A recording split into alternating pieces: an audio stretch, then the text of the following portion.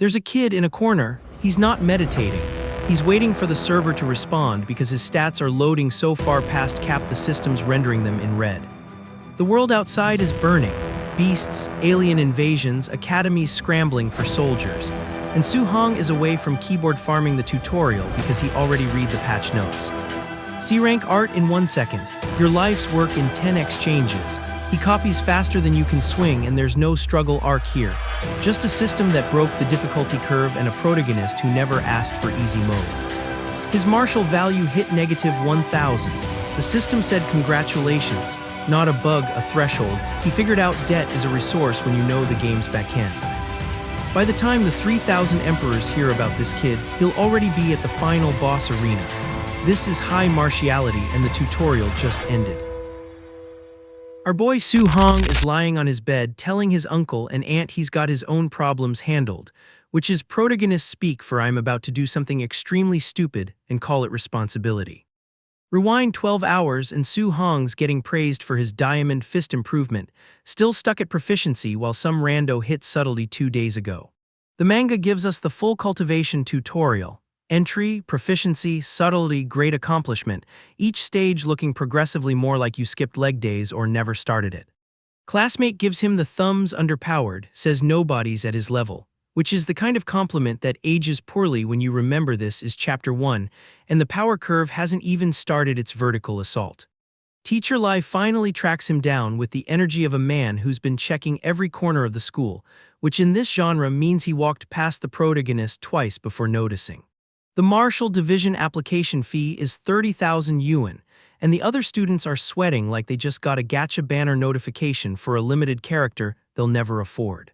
30,000 yuan has never been repeated with such traumatic energy, and I've seen crypto discords during a crash. And here comes the mandatory tragic backstory drop. Parents died in a beast disaster when he was 3 because apparently the cultivation genre has a quota and someone's gotta fill it. Family photo hits different when you know half these people are already dead, and the other half are about to get the supporting character in a power fantasy treatment. Narrator voiceover about martial artists being top earners, while silhouetted figures stand on a pile of dead monsters like it's a LinkedIn achievement post. Uncle's bandaged and broken from overwork, aunts rubbing his shoulders with the exhausted precision of someone who's done this 1,000 times, and Su Hong's watching like he's calculating interest rates on guilt. This is the panel we opened on, and it hits harder now.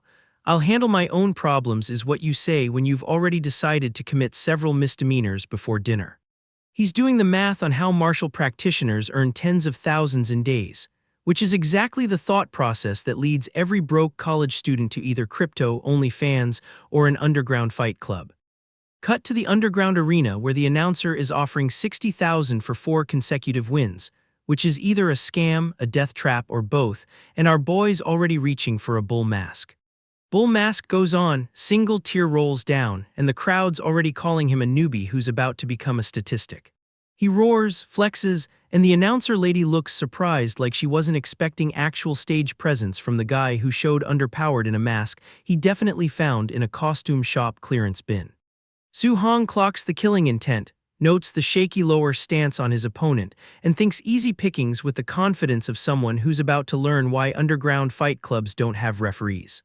First fight starts and he's already analyzing like he's watching a tutorial video at 2x speed, dodging and countering, while the wolf-headed fighter realizes he's the tutorial boss who just got speed run. Blonde guy goes flying, Minotaur raises his fist, and the announcer drops the one-win call like she's reading off a grocery list. Fight 2, Demon Mask tries to outpunch him, gets his own power thrown back with interest, and Su Hong's already calling for the next opponent like he's ordering at a drive-thru. 2 wins in a row and some suit in the stands is already marking him for recruitment, because nothing says legitimate organization like talent scouting from the illegal bleachers. White Fox shows underpowered in a kitsune mask and white suit, looking like he cosplays as his own villain origin story, and the crowd loses it because apparently quasi-disciples are the celebrity tier of illegal combat. They charge, White Fox throws him back first exchange, and Su Hong's internal monologue is already doing the lower realm but all in calculation that every underdog protagonist pretends is a gamble. Bandaged fist glows, he lunges, trades blows with a guy who's supposed to be 2 tiers above him, and White Fox finally realizes this quasi is hiding actual Kai and blood like it's a tax dodge. Internal monologue confirms it. Real martial artist, holding back on purpose, which is the cultivation equivalent of smurfing in ranked and pretending you don't know the meta. White Fox hits him with triple ringing thunder fist, Su Hong spits blood, and the crowd's already writing his obituary while he's busy taking notes on technique. Like this is a free seminar. He's defending, bracing, looking for the counter window, and White Fox is pressing like he's got rent due, and this win is his security deposit. Consciousness fading, prize money evaporating, and the cat-eared guy in the lab coat shows underpowered to inform him that losing means zero payout, which is honestly the most villainous thing in this entire arena. White Fox offers him a deal: throw fights, work for them, and Su Hong's response is the kind of principled refusal that only sounds heroic until you remember he needs that 60,000 for tuition. White Fox says be a martial artist in your dreams, and honestly that's just rude. You don't mock a man's grind while he's bleeding on your shoes. Sword comes down, golden eye activates, and whatever this is, it ain't Diamond Fist anymore. He's thinking about his family, their sacrifices, that cracked photo frame, and the system asks what price he'll pay like it's reading his browser history and judging his priorities. Everything, he says everything, and the system, apparently satisfied with this level of financial irresponsibility, activates. Golden angelic figure appears, offers him a chance, and Su Hong's standing there like he just got a pop-underpowered ad for godhood and accidentally clicked yes. He touches the golden screen, asks if it's a touchscreen, and I need you to understand that this man is currently in a near-death experience, and his first thought is user interface design feedback. Beginner's Guide pops underpowered, holographic clone of himself appears, and it's already using Vajra Fist more subtly than he ever has, which is the system's polite way of saying you're doing it wrong. He watches his own clone demonstrate textbook form and thinks with such a good role model, how could I miss the chance? Which is protagonist optimism translated into I'm about to steal my own technique. They spar, he gets hit, spits blood, keeps going, and the percentage ticks underpowered from 7 to 10 like he's watching a download that somehow gets faster the more it hurts. Vajra Fist hits 10%, he's surprised by his own improvement speed, and the system is just sitting there like, yes, this is the intended user experience, please stop bleeding on the tutorial. 15%, 98%. The numbers are climbing faster than a crypto chart in 2021 and somehow just as sustainable. Floating Light Palm hits micro level, Void Step hits micro level, Vajra Fist goes micro level to mastered, and our boy just got more upgrades in one training sequence than most protagonists get in entire arcs. He exhales, says thanks a lot to the empty room, and the system asks if he wants to return to reality like it's an uninstall, prompt he's definitely clicking yes on. Back in the arena, White Fox is mid-monologue, Thunder Rush Fist incoming, and Su Hong's body is moving before his brain catches underpowered because the system installed muscle memory like a background update.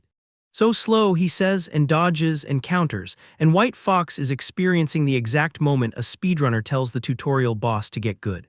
Crowd goes silent, then wild, and Minotaur stands over White Fox like he's wondering when the achievement notification is gonna pop. Announcer remembers her job, declares him the winner, 60,000 secured, and the suit in the stand sends 2 guys to follow him because nothing says congratulations like corporate surveillance. Su Hong walks home through night streets, glowing blue eyes dimming, and the tail he's picked underpowered doesn't realize he's already clocked them because the system apparently came with a free stealth build. 2 suits search an empty alley while Su Hong's clinging to a building gap like he's playing Assassin's Creed with real stakes, taunting them from above because protagonist confidence is a hell of a drug. 1 hour later at Su Hong's home, Uncle and Aunt are staring at a stack of purple bills like they've never seen this much money in one place, which they probably haven't. Don't you trust me yet? He asks, and they beam with the specific pride of guardians who have no idea what he actually did but are relieved the rent is covered. Registration fee solved, rent solved, Aunt's medical expenses handled, and he's sitting on a rooftop laughing like a man who just discovered cheat codes work in real life. He pulls underpowered his stats, notes that only martial skill levels changed, everything else stayed the same, and starts clicking through the interface like he's reading patch notes for his own existence. Vitality 90, quasi-martial artist level, golden energy surging, and he's flexing like he's about to test whether the combat power tester can handle what the system just installed. Wounds healed, strength endless, he leaps off a rooftop heading for the school drill ground because nothing says responsible power use like property damage at 2 in the morning. Tier 1 combat power tester awaits, he whines underpowered at 70% strength like he's being cautious, which is hilarious because the next panel is about to redefine what cautious means. Eyes glow, fist comes down, energy explodes, and the tester dies before it can even display a number. Old man in pajamas storms out yelling about which bastard smashed his tester, and two names come underpowered. Chen Shan and Lai Tu, neither of which is Su Hong, which means our boy just got away with the perfect crime. He screams about educating them properly when school starts, smoke pouring from his mustache, and somewhere in the night Su Hong is walking home with 60,000 yuan and a system that just proved it works.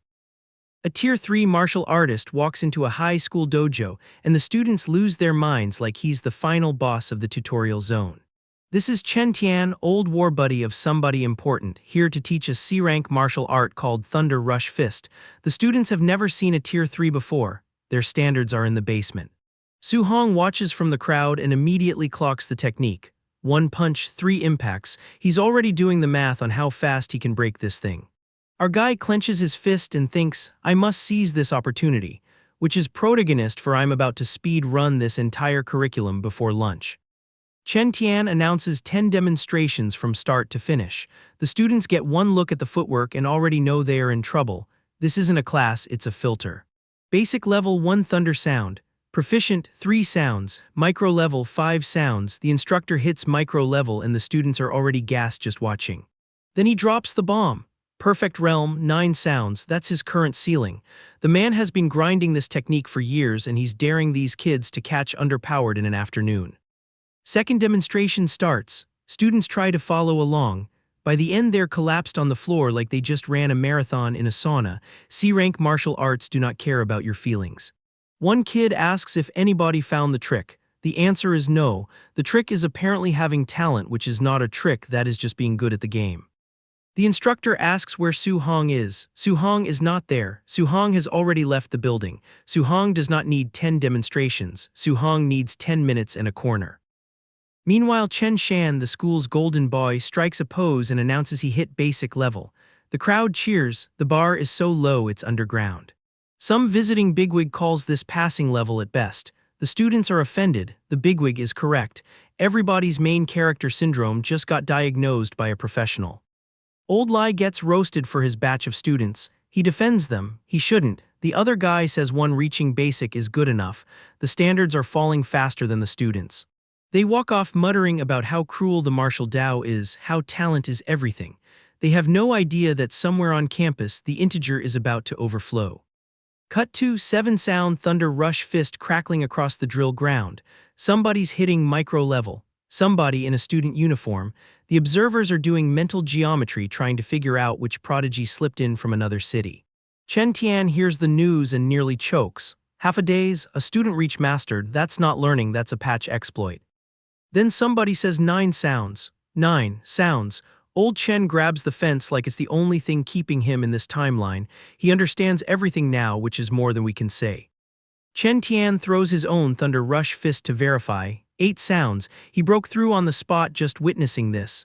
Su Hong's existence is now a buff for nearby cultivators. He credits the inspiration. He should credit the trauma. Nothing motivates a Tier 3 like realizing a teenager just lapped your entire career during a bathroom break. They rush to find the student. The student is gone, dashed outline on the ground like a video game character who logged out before the cutscene finished. Su Hong speedrun the encounter and dipped. Our guy strolls down the street with his messenger bag, green eyes calm, probably thinking about dinner. He just broke a Tier 3 instructor's mental model of reality, and he's not even sweating. System check, Thunder Rush Fist, Perfect Realm, Vajra Fist, mastered at 5%, Floating Light Palm, Micro Level, Martial Value 0. He spent it all, he has no regrets. He has no money either, but that's tomorrow's problem. He stands before the martial arts hall at sunset, a lone figure with a full skill tree and an empty wallet. The grind never stops. The grind cannot stop. The grind is the point. Next morning, new problem. Some purple-haired disciple named Lai Yan is terrorizing the spear class, kicking students around like they're training dummies with dialogue options. Lai Yan's whole deal is calling his own teacher mediocre and then beating underpowered anyone who agrees.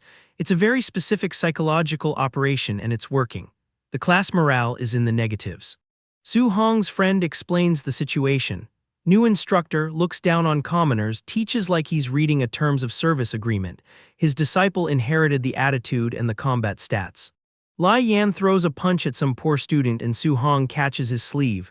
Just the sleeve. The disrespect is calculated, the disrespect is personal, the disrespect is about to escalate. Lai Yan demands to know who this is. Su Hong says let's stop here. Lai Yan says get in the arena. Su Hong says fine, I'll oblige. Our guy does not seek conflict but he will absolutely install it when prompted.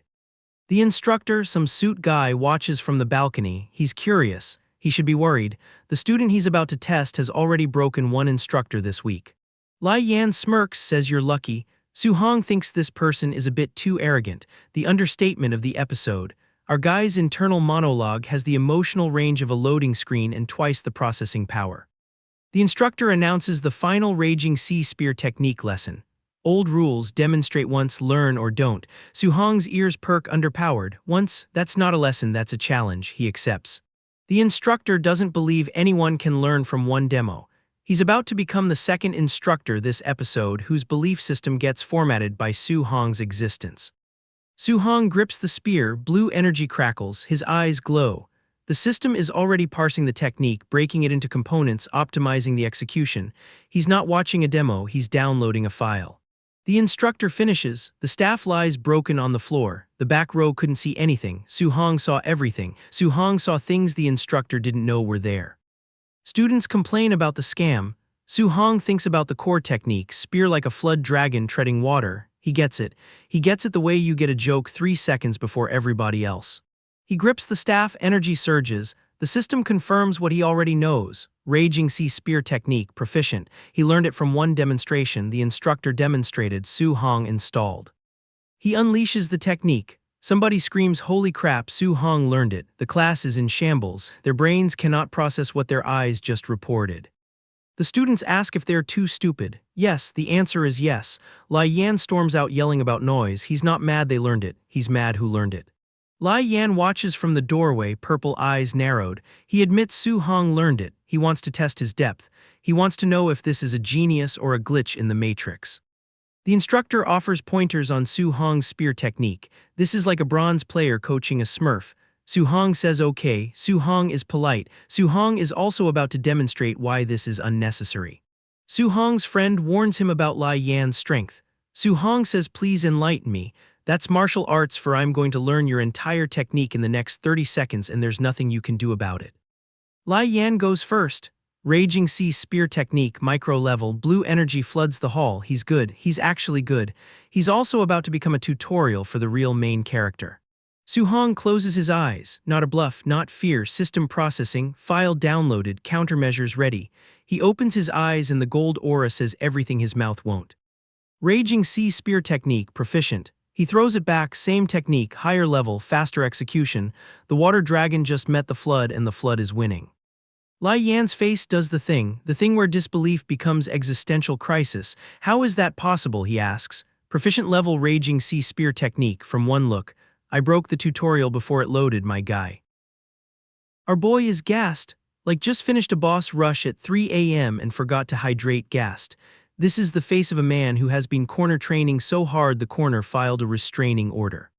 But wait, we got a back underpowered. Remember Lai Yan, purple hair, main character energy, absolutely did not have the main character license.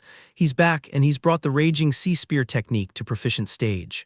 Two massive energy swords clash and Lai Yan's internal monologue is basically he's not even a martial artist yet. How did he bro, you watched him copy your technique in real time. The denial is architectural at this point. Su Hong swings, the system pops, defeated a martial artist above your level. Martial points plus 35, just from sparring. This man is speedrunning the tutorial by beating underpowered the NPCs who are supposed to give him side quests. Another plus 32 drops. Lai Yan hits the floor with the kind of existential damage that doesn't show underpowered on the health bar. Impossible, there's no way. Buddy, the way is right there. It's been there, you just refused the quest marker. Lai Yan's on his knees like he's auditioning for a shonen flashback episode. All my years of, yeah, we've all seen the training montage. Suhong saw it once and said got it, thanks, skipping the cutscene. Lai Yan tries to punch through his feelings, which is valid, but an instructor steps in like enough. The gym teacher energy is unmatched. This is what happens when your player versus player match turns into a teachable moment. The instructor hits Lai Yan with if you can't even face defeat, what kind of martial artist are you? And then privately thinks he watched me demonstrate it just once, yet he's already mastered, the hypocrisy is seasoned. Public roast, private panic. Instructor's verdict, Lai Yan has talent but he's too arrogant. Taking this L from a genius will be good for him. Su Hong's internal reaction, this guy, he sure changes his tune fast. Our protagonist has the emotional intelligence of someone who's read the wiki. Su Hong walks home at night, mentally inventorying his haul, thunderclap fist, raging sea spear technique, and a pile of martial points that would make a gacha whale weep. The grind set is non-negotiable. Then reality hits. He needs a weapon for the exams. He looks at a spear priced at $69,800 and his wallet says no. The little money he has isn't even enough for Auntie's medical bills. Capitalism has entered the cultivation chat.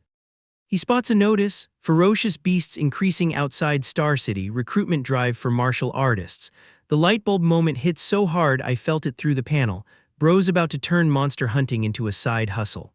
Cut to home, Auntie's giving Uncle grief about still working part-time. Uncle's bandaged, underpowered like he lost a fight with a dishwasher. And Su Hong walks in with his duffel bag like I'm back from the gym, nothing happened, definitely didn't break a man's spirit today. Su Hong tells Uncle to quit working, he's got the money situation handled now.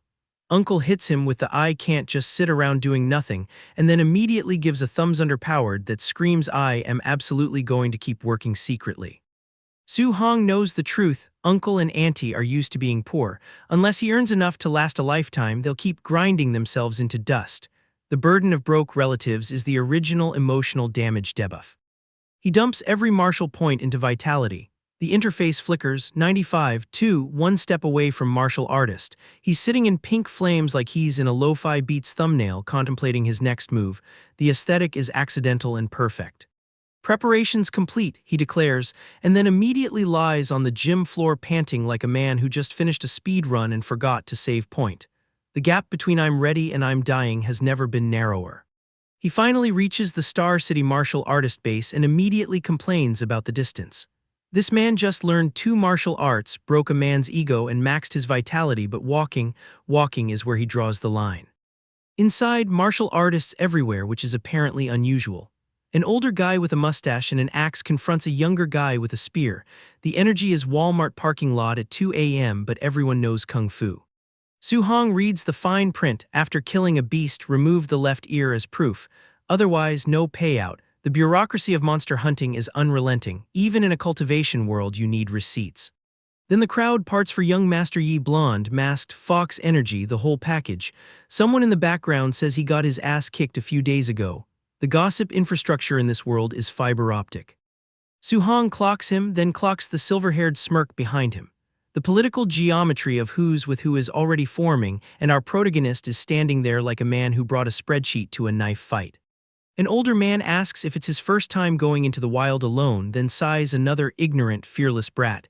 The ignorant part is wrong. The fearless part is understated. Su Hong knows exactly how broken his build is.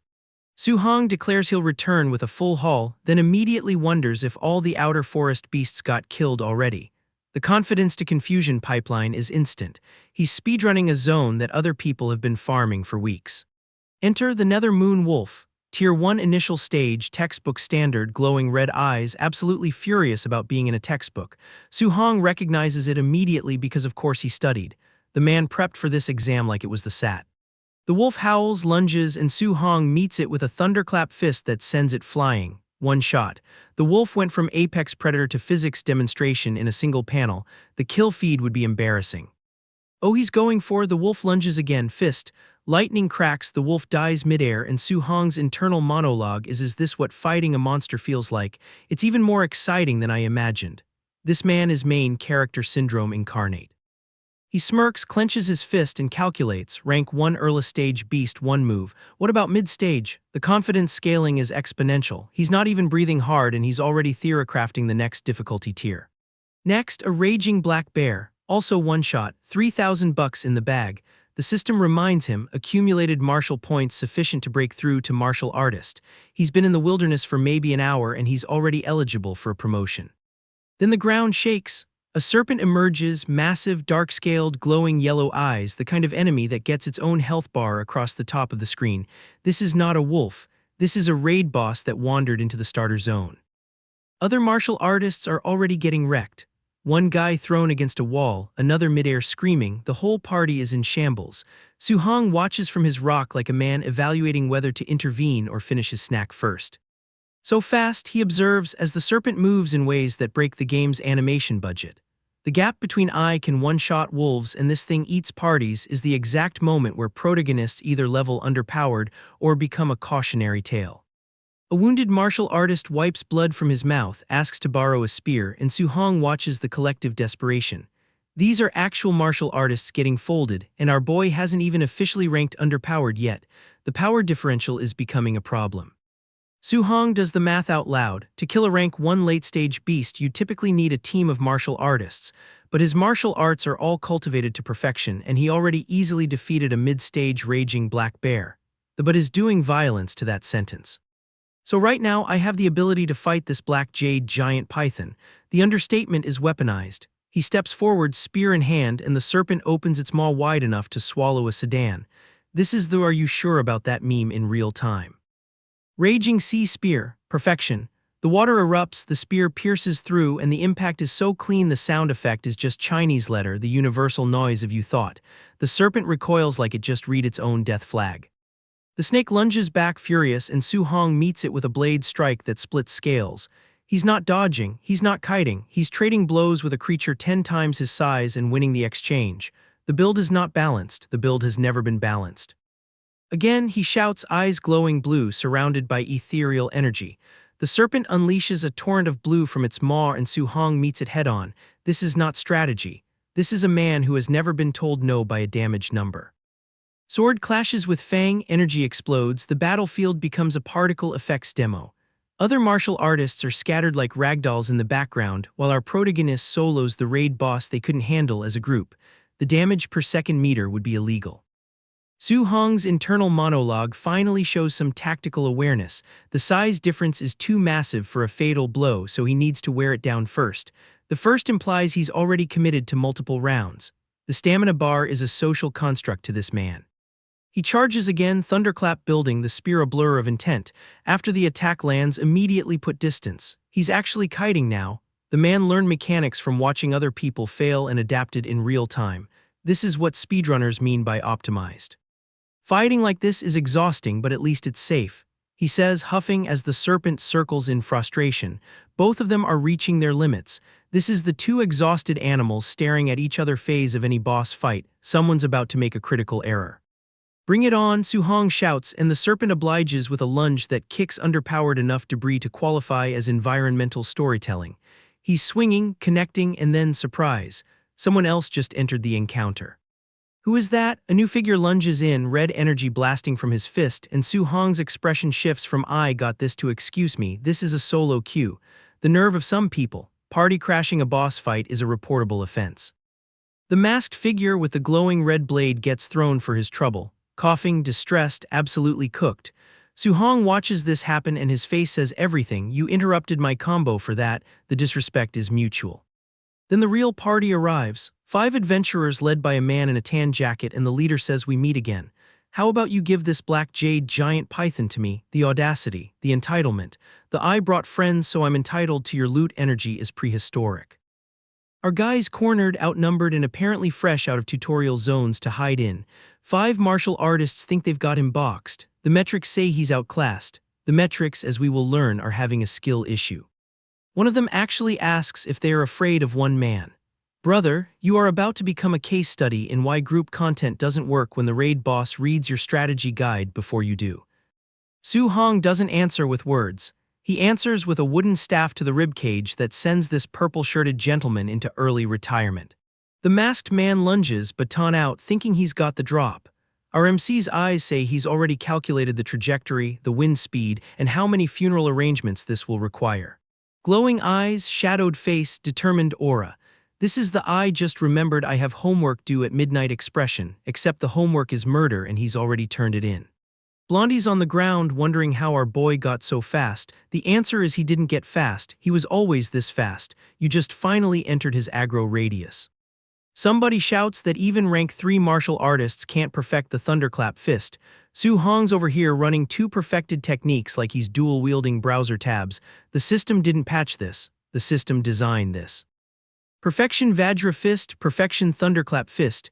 The old swordsman's brain is doing the math and coming underpowered with how is this possible, like that's a valid equation. It's not possible, that's the point, that's the whole genre. Su Hong reflects that if he hadn't wasted vitality on that python earlier, he'd just steamroll these 5. Even his internal monologue is humble bragging. I could have been more overleveled is a flex I didn't know existed. New plan, defeat them one by one, which sounds like strategy until you realize it's just I will now kill you sequentially instead of simultaneously. The efficiency is admirable, the mercy is non-existent. Blue eyes glowing, hand outstretched, aura crackling. This is the "I have become the loading screen you feared" pose. The tutorial didn't prepare them for this, nothing could have. Bloodshot eyes, slack jaw, then a kick that rearranges someone's entire skeletal structure. The sportscaster in me wants to call this a combo. The human in me wants to call an ambulance. Neither will arrive in time.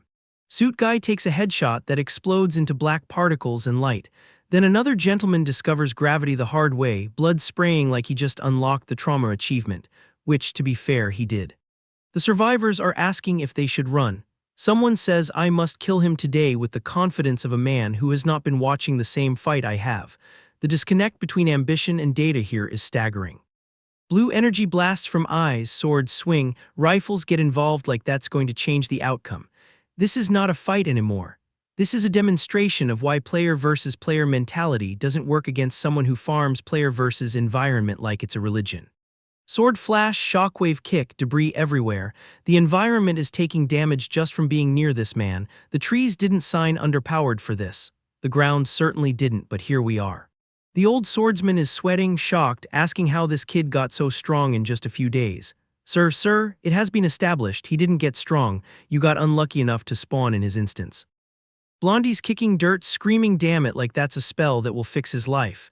Then he unleashes blue energy from his armored arm, thinking the equipment gap will save point him. It will not. The gap is not an equipment. Void Shatter, the name alone sounds like a skill you unlock after the credits roll. Su Hong's wielding it mid-fight like he's testing it on live servers. The beta testers are dying, literally. Weapon pierces, energy blast, sword shatters tree trunk, debris flies like the forest just got patch noted out of existence. The void shattering finger isn't a technique, it's a server crash with a cooldown.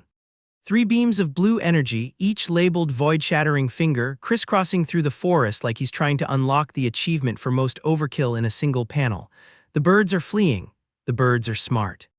Su Hong notes that the technique isn't low tier, wonders if it's class B. This man just demolished an entire squad and he's doing post-fight loot analysis. The grind set doesn't stop. The grind set never stops. Blondie threatens to kill Su Hong's whole family. Su Hong, silhouetted in blue, asks kill my whole family, with the tonal shift of a man who just remembered he left the stove on and it's about to get biblical. Extreme close underpowered of rage, then impact, then blue energy zigzagging through the forest like divine punishment with a routing number. The threat to his family just activated something the system doesn't have a tutorial for. Masked figure lunges, Blondie looks distressed, someone's touching a glowing blue symbol on their chest like that's going to help. The panic is palpable. The panic is also irrelevant. Su Hong has entered the no negotiation zone. Weapon pierces symbol, glowing blue eyes loom over crying man. Achievement unlocked, emotional damage critical hit. The main character privilege isn't that he wins, it's that he wins while making you understand exactly why you never had a chance. Su Hong says he liked him better when he was acting high and mighty. That's not a taunt, that's a customer service complaint. Your earlier attitude was more entertaining before the breakdown. 1 star would not threaten family again. Determined glare, face struck at extreme velocity, eyepatch man swinging staff with sound effects that don't need translation. The violence is multilingual. The result is universal. These 5 entered as a party, they will leave as a statistic. Bloody face, energy blade, explosive burst as someone hits the ground hard enough to register as seismic activity. The blonde man who started this with a smirk is now a cautionary tale about reading patch notes before picking fights.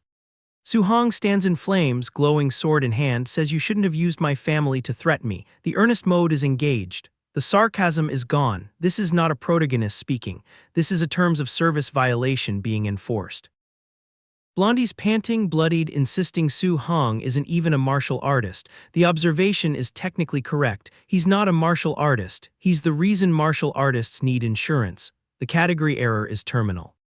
Screaming terror, monstrous figure looming, shocked eyes and bloody cheek.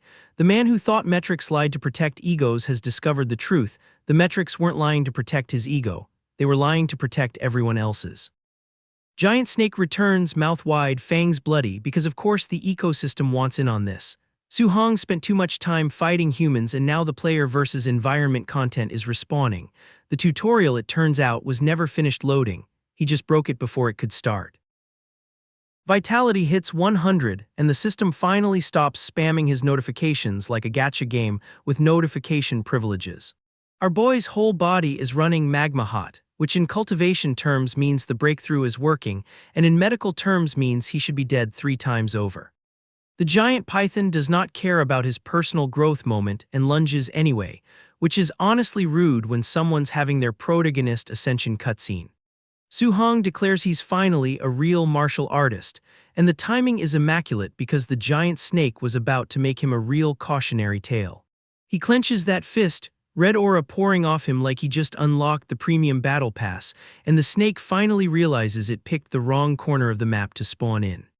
The fist comes down and suddenly we're in a different genre entirely, the kind where the boss music was actually playing for the monster this whole time. Golden light pierces the sky. The snake's coils are doing absolutely nothing against this damage output, and somewhere a system administrator is getting paged about an integer overflow in the boss encounter. Vajra Fist gets its debut and immediately establishes itself as the kind of technique that makes you wonder why anyone bothers with the basic attack button. The snake tries to trade back with Thunder Rush Fist, which is adorable, like bringing a tutorial skill to a patch notes fight. Su-hong's bleeding from the mouth now, which in any other story would signal vulnerability, but here it just means he's charging his dramatic final attack with emotional damage multipliers. Thunder Rush Fist versus whatever Su-hong's cooking now, and the frame rate of reality is dropping because this particle budget was not approved by the engine. Golden energy detonates, the snake's chest becomes a light source, and this is what happens when you let someone grind in the corner for 6 chapters without checking their inventory.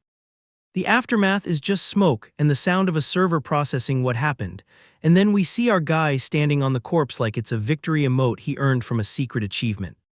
He's already checking the drops, knife in hand, looking surprised at how much loot this encounter generated, which is the face of someone who just realized side quests pay better than the main story.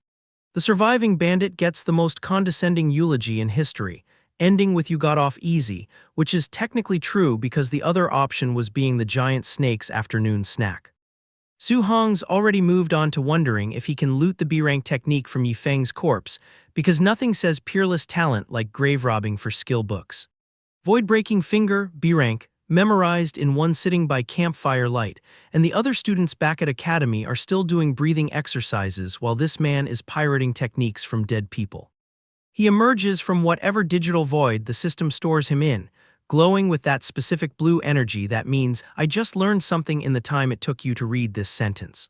The skill progression bar is moving faster than any progression bar has ethical right to move, basic to mastered to perfect in the time it takes normal people to find the tutorial menu. He stares forward with that smug chin rest, already disappointed by how easy B-rank skills are, which is the most first-world problem a cultivation protagonist has ever had. Naturally, he goes to test it on some wolf-like creatures that did absolutely nothing to deserve this, and the blue beam from his finger deletes them with the enthusiasm of a delete key. Perfect mastery achieved, the skill officially has no more levels to give, and Su-hong's already looking for the next thing to break because completionism is a disease even in cultivation. Cut to the exchange counter where some bald guy is losing his mind over 230,000, and Su-hong's haul hasn't even entered the building yet. The Thunder Squad's numbers are getting read out like sports statistics, and Su Hong's solo count is about to make their collective effort look like a group project where one person did everything. He's sweating now, not from combat but from the sudden realization that killing 400,000 worth of beasts might be slightly conspicuous, which is adorable because that ship has sailed, docked, and become a tourist attraction. Back at base, smoke is rising from buildings and people are asking how an attack is even possible with so many high-level martial artists present, which is the exact question Yikai's nephew failed to answer. Yikai orders a full blockade, not a single fly escapes, which is dramatic until you remember the guy he's hunting already soloed a giant python and learned a B-rank technique from a corpse. The news breaks that Yifeng and his entire five-man squad got wiped, and the crowd's reaction is less grief and more collective karma finally, because apparently this nephew was the server's most hated griefer. The crowd is celebrating Yifeng's death like a holiday, while his uncle is screaming about missing B-rank skills and mandatory body searches, which is the most dysfunctional family reunion this side of any cultivation novel. Su Hong's already back in the crowd, looking at the corpses, doing the mental math on whether the giant python story will hold, which it absolutely will not because he's the only person here who smells like B-rank technique and poor life choices. He slips through the crowd like he's got stealth maxed, spear in hand, surrounded by shadowy figures who definitely notice him but apparently don't have the quest flag to engage yet. Then this glowing-eyed man in a suit shows underpowered asking about the 400,000 haul, and the red aura around him says we're not done with tutorial bosses yet, we just unlocked the mid-game difficulty spike. Our guy sits at the table, fingers laced together like he's about to negotiate with God, and honestly, he might as well be. Uncle and Auntie are crying tears of joy over his martial artist ID, which is adorable because they think this is the peak. 10,000 a month allowance and Uncle's already planning his retirement. Su Hong's planning how to break the integer again. He drops the line about holding the family underpowered, and the narrator in me wants to warn them, this man holds underpowered buildings now.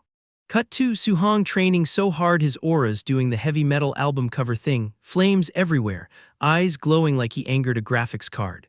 He's staring forward like the tutorial zone just whispered its last words. The system didn't prepare for this, no one did. Fist glowing, steam rising, and Su Hong looks at his own hand like it's a patch note he didn't read. The guidance technique section appeared, he learned it by existing. Vitality 123 in climbing, spirit at 26.5, mortal frame at 36%, and the guidance techniques can only be modeled underpowered by him. He says it out loud like a question, but we know. This is the man who broke negative 1,000 martial value and got a congratulations screen. Warning, insufficient martial points. The system finally found a limit and Su Hong's about to treat it like a suggestion. Thunder guidance technique level 1. Then water, earth, wind, he's collecting elements like they're gacha pools and he's got infinite currency. 7 different spiritual energies repelling each other in his body, and he's meditating through it like it's a minor inconvenience. Most people would be soup. Sweat dripping, flames erupting, eyes glowing with the intensity of a man who's about to discover something the devs didn't code for. Fire in one hand, thunder in the other, and he's asking the universe if they can fuse. The universe hasn't answered yet because it's buffering. He unleashes a blast that would delete a normal person's save point file, then immediately questions whether thunder and fire can actually combine. Scientist brain, murderer hands. Hands clenched, energy crackling, reaching towards something that shouldn't exist, and then dissipation. The first failure, there will be more. Damn it, one more time again, one more time. This is not a training montage. This is a man speedrunning frustration itself. Just a little more, he says, like the elements are a boss fight with a secret phase he hasn't unlocked yet. Darn it, fuse for me, and the explosion answers, not with words, with light, with the sound of 2 elements admitting defeat to stubbornness. Tried all night, finally succeeded, and he's crying, not from pain, from the emotional damage of being right when everyone else would have been ash. Hand glowing with fire and lightning fused together, and he's already planning the field test. No celebration, only optimization. Star City Citizen Martial Arts Plaza, robotic soldiers patrolling like this is a normal Tuesday. For Su Hong it is. He specifically switched to a rank 3 combat power tester because the last one broke. The last one broke. This is his version of being careful. 30% this time, he says, like he's rationing destruction. The thunder alone crackles with enough voltage to power a small district. What about the fused power of thunder and fire, he asks, and the panel doesn't answer because the panel is already dead. Massive kanji explosion, lightning punch, and the tester didn't just break, it entered witness protection. The numbers don't exist anymore. He clutches his wrist, shocked, and says his vitality is only 123. Only, the word choice of a man who broke the scale and blamed the metric. Swirling vortex of elements converging, and he's already thinking about fusing 3. 3. The man who just discovered fire is planning the Hadron Collider. Lying on a rooftop, exhausted, contemplating the difficulty curve like it's a math problem. It is. He's the only one with the answer key. Strained expression, holographic interface flickering, and this is the most relatable he's ever been. Even gods need loading screens. Next day's Star City High #1 and the crowd's already buzzing like something's about to happen. They're not wrong, they never are. Principals on stage announcing this monthly exam is different, which in this genre means someone's about to learn the meaning of hubris. Top 3 get genius training camp spots and the students are losing their minds. Su Hong's losing nothing. He's already passed the camp. He's the final boss the camp prepares for. Our guy's confused about only first place getting in, which is funny because he's about to take first place by accident. Again. 10 days absent and everyone's breaking through to martial artist without him. Cute, he's been breaking through dimensions. Chen Shan and Lai Tu with their thunderclap fist, and some red headband kid talking about who's the real #1 genius. Buddy, the real one isn't in the building, he's the building's emergency protocol. When I beat you down, I hope you can still be this confident, and the universe prepares its popcorn. Old Lai's been looking everywhere for Su Hong, which is hilarious because Su Hong's been everywhere Lai isn't. Optimization includes avoiding side quests. Jiang Ming rolls underpowered with his disciples like he's about to embarrass the whole school, and principal's face says he knows exactly what's coming. Jiang Ming wants the first place student after the exam, which is polite code for my disciples will humiliate yours on your own grass. Principal's internal monologue is just damn, this guy's obviously here to embarrass me, which is the most honest thought any authority figure has had in this genre. Your student quality seems poor, Jiang Ming says, and the students who heard that are about to become background characters in someone else's redemption arc. Teacher, this is bad, look over there, it's that kid Su Hong, and the purple-haired messenger doesn't know he just called in the artillery. It's that little monster and the smug delivery tells us everything. Su Hong's reputation has preceded him, the reputation is underselling it. Jiang Ming lunges forward, surprised, pained, and suddenly aware that his entire plan has a Su Hong-shaped hole in it. That kid is actually from High #1. My 2 trash disciples, how could they compare to your students? Jiang Ming's doing the sarcastic retreat, and principals nodding like this is normal. Yes, we admit defeat, they say, which in cultivation speak means we will return with more firepower and less dignity. 2 men glaring with intense anger and the tension is thick enough to cultivate. This isn't over, it never is. Futuristic arena, circular platform, and 2 young men in tracksuits about to discover that the monthly exam has a hidden final boss. Spoiler, it's not on the roster. Are you going down yourself or should I beat you down? And the red headband kid's shouting like he's got main character privileges. He does not. Violent throw, glowing punch, blue energy fist, and the opponent's already airborne before he finished his threat.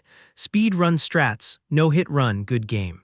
Lunge, strike, standing over the fallen, and this is Su Hong now, the corner training isolationist who skips cutscenes and deletes bosses. Holy crap, since when was old Su so fierce? And the answer is, since always, you just weren't reading the patch notes. Older man with glasses, younger man with spiky hair, both reacting with the shock of people who just watched the tutorial non-player character one-shot the raid boss. Su Hong stands in the smoke, hand on hip, looking down like he's waiting for the next wave to spawn. It won't, they broke the spawn system. Our boy's been away from keyboard farming in the corner so long the system finally pushed a patch. Thunder Guidance Technique LV3, Heavenly Flame Guidance Technique LV3. The devs didn't balance test this build. But rewind, before he became the walking skill tree, people actually thought Su Hong was beatable. One guy's on the ground asking if he's already tier 1. Buddy, he's not even using the tier list you're reading from. The faculty's losing it. Old men in suits leaning forward like they forgot to save point their retirement funds. Where did the Su Hong come from? Same place all broken builds come from, the tutorial zone nobody checked. Meanwhile, the actual featured match is Chen Shan versus Lai Tu, evenly matched, trading blows like they're both trying to remember their combos. This is the mid-boss fight the audience paid for. Su Hong's just the post-credits scene that ate the whole movie. Chen Shan's out here yelling about Tier 3 Marrow Fist like it's a flex. Lai Tu answers with a lunge that says your ultimate is my basic attack. These two are fighting for second place and they don't know it yet. Xin Yan, remember him, the number one in the whole school guy. He's watching with that smug grin that ages like milk. Fire attribute projection erupts from Chen Shan. The crowd gasps. The narrator checks his watch. Then Lai Tu pulls ice chains from his hand like he's been saving that for the season finale. The peanut gallery's losing their minds. Lai Tu knows attribute projection too. Everyone's special. Everyone's a main character in their own head. Su Hong's about to audit their delusions. Lai Tu wins underpowered the 5-sound Thunder Fist, which apparently has 5 sounds and 0 chill. Chen Shan's face does that thing where you realize you brought a fire spell to a thunderstorm. Impact. Chen Shan folds like a lawn chair. The faculty's taking notes now. Lai Tu is hiding his true strength. No, he's hiding that there's a bigger fish. The ocean's been there the whole time, gentlemen. Cut to old men gambling. One bets 50,000 that Su Hong takes first. The others laugh like they didn't just watch him speed run the preliminaries. Since you're bringing money to my doorstep, I'll take it. Famous last words, retirement edition. The crowd split between Charge Su Hong and Lai Tu don't lose face. Lai Tu's already glowing with water energy, smug as a man who thinks he's peaked. Su Hong's just standing there calculating whether this counts as a side quest. Internal monologue time. Su Hong's bored. He's hunted so many ferocious beasts that these students feel like tutorial mobs with extra dialogue. He's been waiting for someone worth the experience points. Lai Tu's about to volunteer as tribute. Lai Tu opens his mouth and says Su Hong can have second place. Then who is first? Oh no, he walked into it. The first that follows isn't a word, it's a fist with a golden onomatopoeia attached. It's definitely me, Lai Tu screams, lunging with one move arrogance. The gap between us, he says, the gap between us. This man looked at Su Hong's build and thought skill issue. The hubris is almost admirable, almost. Chains erupt, 5-sound thunder fist from the opening bell. The spectators are already writing Su Hong's obituary. Is he crazy? He didn't dodge. He didn't dodge because the dodge button is for people who take damage. Glowing orange eyes, I just happen to want to see the limits of my physical body.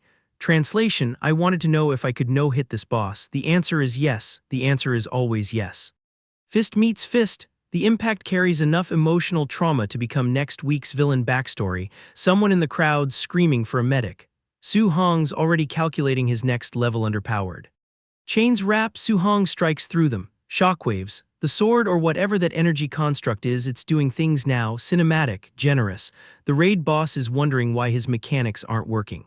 Lai Tu's fist clenches, his eyes go wide. The chains that were supposed to bind are now dragging him down like they read his contract and switch sides. Is this guy a monster? Each punch is so heavy. Welcome to the damage per second check, sir, you failed. Su Hong unleashes another chain strike. Wait, chains? He's using Lai Tu's own aesthetic now. The faculty's faces have that we need to update the curriculum expression. Su Hong's strength is terrifying, understatement of the fiscal year. One old man starts explaining that Lai Tu's already condensed an attribute like that matters. Another just smiles, the smile of a man who bet on the right horse. The snow cracks, the energy blasts, the narrative stops pretending this is competitive. Lai Tu screams, chains everywhere, defeat me if you can. The game just spawned the secret phase where the boss gets desperate. Su Hong's internal meter says, still not using my real build. Internal monologue part 2, I originally wanted to see how well I fight with just physical strength, but Lai Tu went all out too fast. Now Su Hong has to put in, and I quote, a little effort. The gap between a little and Lai Tu's everything is the whole episode. He lunges, golden lightning erupts where water chains used to be. The technique Lai Tu spent months on, Su Hong's running it at higher voltage with a week of casual practice. This is what peerless talent looks like in player versus player, it's called griefing. You can use attribute projection too. Lai Tu's face has entered the 5 stages of grief in a single panel. The faculty's on the ground, surrounded by golden energy they didn't budget for, lightning attribute. Su Hong has also mastered the thunder guiding technique. Also, as if this were a list and not a war crime. Chen Shan's metal attribute outclassed. The lightning's stronger, faster, and apparently comes with better user interface effects. His lightning attribute is stronger than my metal attribute. No, Chen Shan, his everything is stronger than your everything. It's not the elements, it's the integer. You showed me your ultimate ability move. Su Hong's charging something that makes Lai Tu's ultimate ability look like a tutorial prompt. Golden lightning, crackling text, the whole thunder strike aesthetic. The system didn't patch this in, it was always there, waiting for someone worthy of the animation budget. 9 sounds, how is that possible? The face says it all, blood, disbelief, the dawning horror that your S-rank technique has an SS-rank version and the guy across from you installed the downloadable content before release. Su-hong clenches, the sky cracks, the chapter's almost over and someone's getting refunded their pride. Lie 2's on the ground. Blood splatter, the crowd's doing that collective no way bro that echoes through every arena when the script gets torn underpowered. 9 sound thunder fist, the perfection they named it. They finally named what killed their bracket.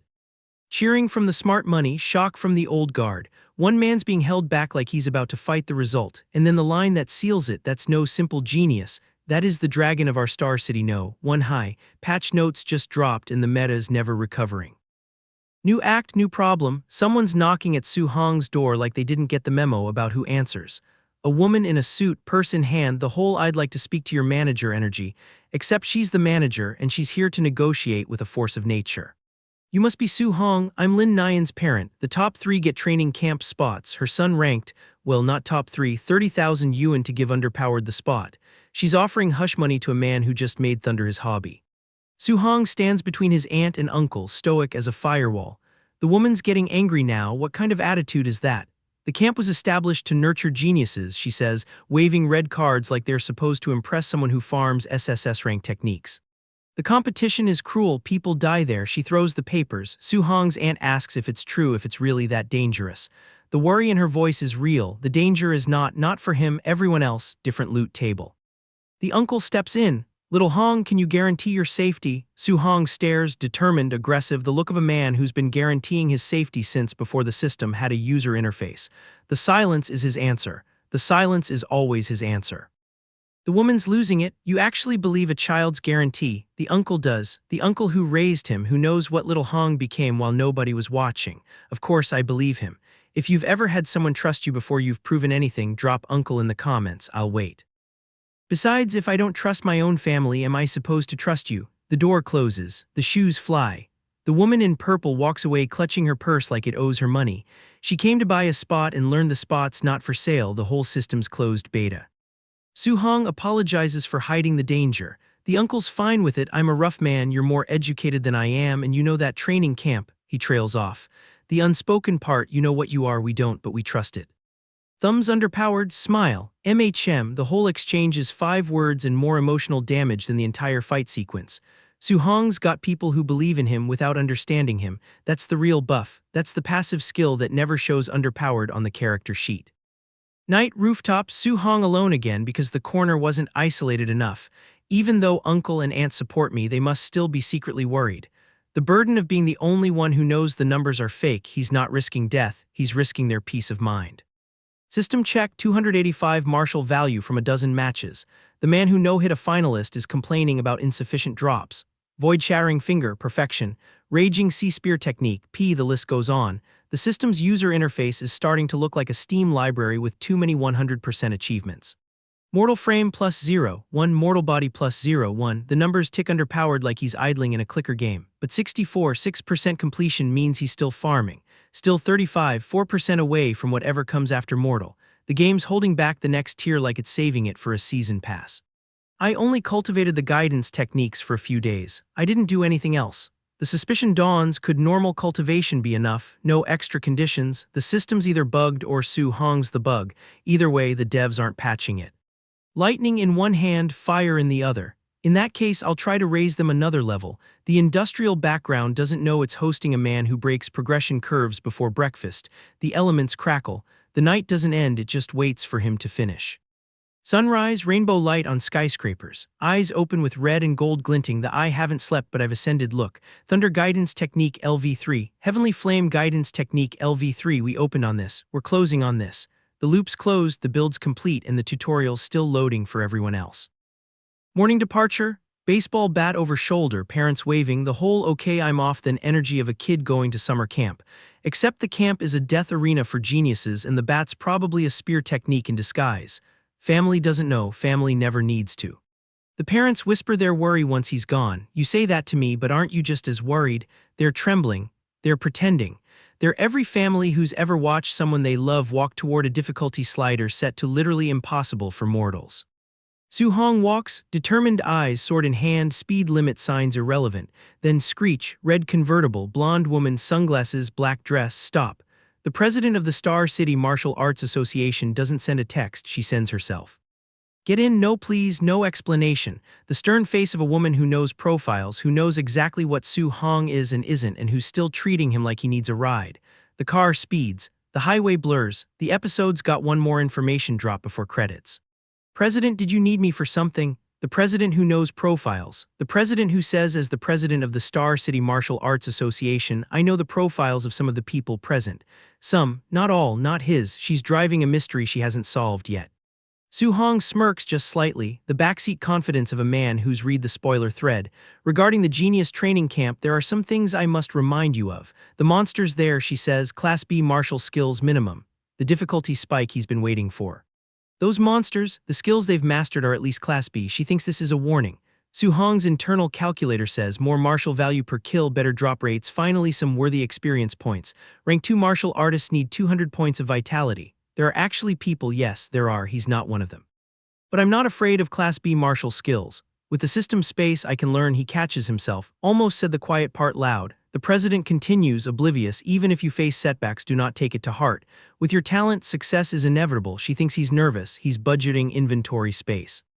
I understand, thank you Sister Wu. The smile, the side-eye, the mountain view he's already calculating as a farming route. She watches him and thinks, knowing full well his vitality and skills are inferior, yet he remains calm. She doesn't need to worry about his mindset. No ma'am, you need to worry about everyone else's. She thinks he's going into the lion's den underleveled. The lions are about to find out he broke the tutorial before it loaded. The Tianlin mountain range spans across Star City like a loading screen that never ends, and our boy Su Hong is already sitting in the back seat looking like he's mentally away from keyboard farming. The narration wants us to know this place is teeming with ferocious beasts, which in cultivation speak means free experience points with teeth. Two bears with glowing red eyes emerge from the darkness like they got the memo about the protagonist arriving, and the students in the car immediately start acting like they've never read a manhwa before. Su Hong looks forward with those striking blue eyes and admits he's starting to like this feeling, which is the most emotionally vulnerable this man has been in 13 chapters.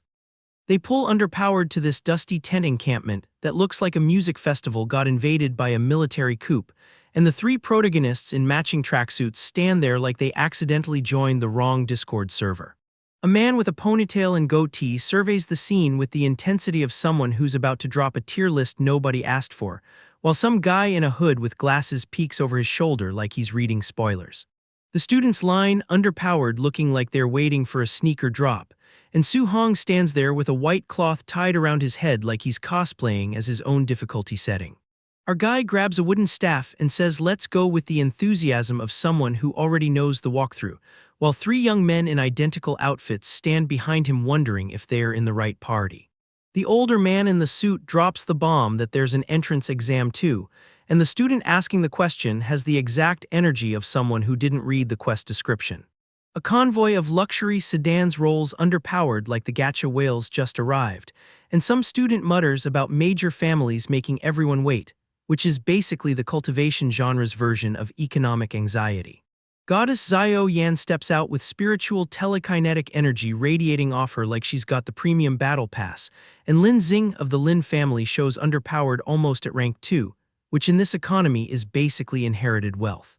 Barbarian god Wang Tianchuo arrives in a black tank top like he's already mid-workout, and the city lord's sun energy is so potent I can smell the nepotism through the panel. Su Hong sizes underpowered the three top geniuses of Star City with the expression of a speedrunner who's already seen the any percent route, while some unseen audience member challenges their genius credentials like a Twitch chat during a casual stream. The examiner stands before the crowd and explains they've embedded tokens inside ferocious beasts, which is the most sadistic loot box mechanic I've ever seen in a training arc. The students look stressed and confused like they just read the patch notes and realize their main got nerfed, while Su Hong smiles faintly because he's already calculated the optimal farming route. One student says he'll kill more beasts and earn martial points, another worries about encountering something beyond his level, and the examiner basically says tough luck, consider it a skill issue. Someone complains it's not fair, and the older man hits them with the line that this world isn't a game of house, which is genuinely the most honest thing anyone's said in this genre since ever. Another voice adds that after 10 years of cultivating, getting swatted by a powerhouse is just Tuesday, and the group starts walking into the forest with the enthusiasm of people who have accepted the difficulty spike. The suit guy tells anyone scared to quit now and save point them time, calls the hesitant ones trash, and points with the confidence of someone whose save point file is already backed underpowered. Su Hong's eyes glow red and he hits the suit guy with electrical energy so fast the man doesn't even get to finish his trash talk, which is what we in the industry call a skill gap. Our boy observes that the training camp really is ruthless, and they're actually encouraging students to fight each other, which means player versus player is enabled, and the tutorial zone just became a battle royale. Some hooded figure with white hair wonders if fighting these guys would earn heaps of martial points, and the examiner says enough talking, the exam begins now, everyone get out. The device beeps, soldiers charge forward shouting like they're late for the raid, and blurry figures start running with the desperate energy of people who skip the tutorial and immediately regret it. Su Hong walks through the forest alone while everyone else sprints past him, and some guy immediately starts chasing another shouting about sending him packing right now, which is how you know the player versus player mentality kicked in before the loading screen finished. Two figures run through the forest trading threats like they're speedrunning the rivalry arc, and one dude with glowing fists shouts you're dead meat with the conviction of someone who's about to learn about power scaling the hard way. Theo unleashes a blue energy blast from his fist, another man throws a punch that creates a shockwave, and two suits clash with bright energy beams in the most expensive-looking tutorial zone I've ever seen. Red impact effects fill the screen, a lone figure stands on a broken tree branch, and some suit lunges forward with a glowing blue attack that probably cost more in energy than the entire forest's render budget. Su Hong stands there with a spear looking thoughtful, calculating that even if he beat these guys he wouldn't get many martial points, which is the most optimizer brain thing he's done since Chapter 1. Some rich kid walks away calling everyone paupers and saying training hard is useless, and Su Hong thinks he shouldn't let these free martial points go to waste, which is how you know the class warfare arc just became a farming opportunity. An older man smirks with menace. Two guys struggle against each other while holding hands in the most awkward combat pose, and Su Hong steps forward with his wooden club saying, "Come play with me instead." The rich kid turns around asking what level Su Hong is, daring to break underpower to fight, and our boy just stands there with his wooden pole like he's about to demonstrate why gear score doesn't matter when the player's skill gap is this wide. Su Hong stands defensively between two other young men, and the rich kid lunges forward screaming about looking down on him, which is the fastest way to find out our protagonist has been away from keyboard farming since before this exam existed. A blue fist punches forward with debris flying everywhere. Su Hong's eyes glow red as he lunges with speed blur, and the rich kid's face goes from confident to ugh in exactly one panel, which is a new record even for this series. Two suits keep fighting in the background like they didn't just witness a live demonstration of the tier list getting rewritten, and one guy looks down at his defeated opponent with the shock of someone who just checked the damage logs. A man in green lunges with incredible speed, an older swordsman grips his weapon saying your turn, and somewhere else a person sits cross-legged looking at their hands like they're checking if the patch notes updated mid-fight. Two men stand in the forest looking intently, then one admits he shouldn't have mocked the other because he's strong too, and they walk off arm in arm like the fight never happened, which is the most emotionally mature thing I've seen in this genre since never. More figures walk through sun-dappled forests. Su Hong unleashes a blue energy attack with his sword, then sprints forward with a golden spear leaving motion lines everywhere, and those striking blue eyes look forward with the intensity of someone who's already thinking 3 encounters ahead. Giant tusked boars with glowing red eyes charge down a rocky slope, and someone complains about another initial first-order boar like they're disappointed with the drop rates, which is exactly the kind of gamer brain rot this series encourages. The boars snort aggressively, a warrior silhouette faces them with a spear, and then a close underpowered of intense eye meets boar getting struck by golden energy blast with the word echoes, which is either a sound effect or the universe commenting on how repetitive this grind is. Su Hong stands in the forest as a boar charges with yellow energy. A shadowy, monstrous figure lunges from behind, and then our boy looks surprised because the system notification says he only got 9 martial values for defeating a martial artist when he used to get dozens. Three holographic panels pop underpowered showing martial values +7, +6, +10, and our boy thinks whatever, he needs to hurry underpowered and find a token, which is the most relatable thing he's said since the series started because we've all been there with the side quest fatigue. Suhong lunges forward with a knife, wipes his hands with a cloth like he's cleaning underpowered after a casual Tuesday, and sword strikes echo through the dense forest with the rhythm of someone who's found their farming loop and is not planning to deviate. A man falls through the forest holding a spear. Su Hong reflects that he used to run into a dozen low-level beasts, but now the spawn rate feels nerfed. And then a monstrous black tiger with glowing red eyes lunges forward like the difficulty slider just got adjusted. A man with spiky black hair looks out from dense bamboo, and Su Hong's eyes glow blue as he says finally found one, a high-tier first-order night shadow black tiger, with the satisfaction of someone who just got the rare drop after 3 hours of grinding. A hand glows with blue energy. Su Hong lunges forward with a glowing blue finger aimed down, and the technique name Odd Piercing Finger appears as a beam of energy erupts from the tiger's chest in a massive explosion that probably voided the warranty on this forest. The monstrous beast roars with blood splattering from its mouth. A tiger-like creature lunges forward with motion blur, and a wolf-like beast slams down creating a shockwave like the game engine is struggling to render all this aggression at once. Su Hong lunges with his staff channeling blue energy. A golden blade wreathed in blue energy swings down with immense force. A warrior in blue armor creates a powerful energy wave, and our boy strikes down the monstrous tiger with glowing red eyes using his spear. The system pops underpowered martial values +35. Su Hong kneels over the defeated black tiger with golden stripes, and then he holds underpowered a bloody training token with a surprised and slightly disgusted expression, because of course it was inside the high-tier beast's stomach. A horde of charging boars gets juxtaposed with a snarling tiger, and Su Hong realizes the deeper he goes the higher the beast rank but the lower the quantity, which is basic spawn logic that he's only now articulating because the grind finally forced him to pay attention. Our boy decides rather than pursuing quality he should just go for quantity, which is the most broke-to-optimized mindset shift I've ever seen, and then some man clutches his chest where a dark swirling mass is emerging like the system just tried to install an update mid-combat. Su Hong walks through the forest unaware of a monstrous creature lurking in the foreground. A deer's bloody head floats in red liquid surrounded by bone structures, and someone's arm glows with golden energy covered in blood like they're charging underpowered for something that violates several terms of service. Sunlight filters through tall trees with a faint rainbow. A horde of wild boars charges with lowered snouts, and then a monstrous wolf-like creature lunges forward as a bright red energy blade slices through the air like the difficulty curve just remembered it has a job to do. Su Hong clenches his fist as a red energy slash cuts through the background. Someone in blue clothes violently stabs another person with blood splattering everywhere, and our boy looks intensely forward as red energy streaks across the panel because apparently we're doing horror now.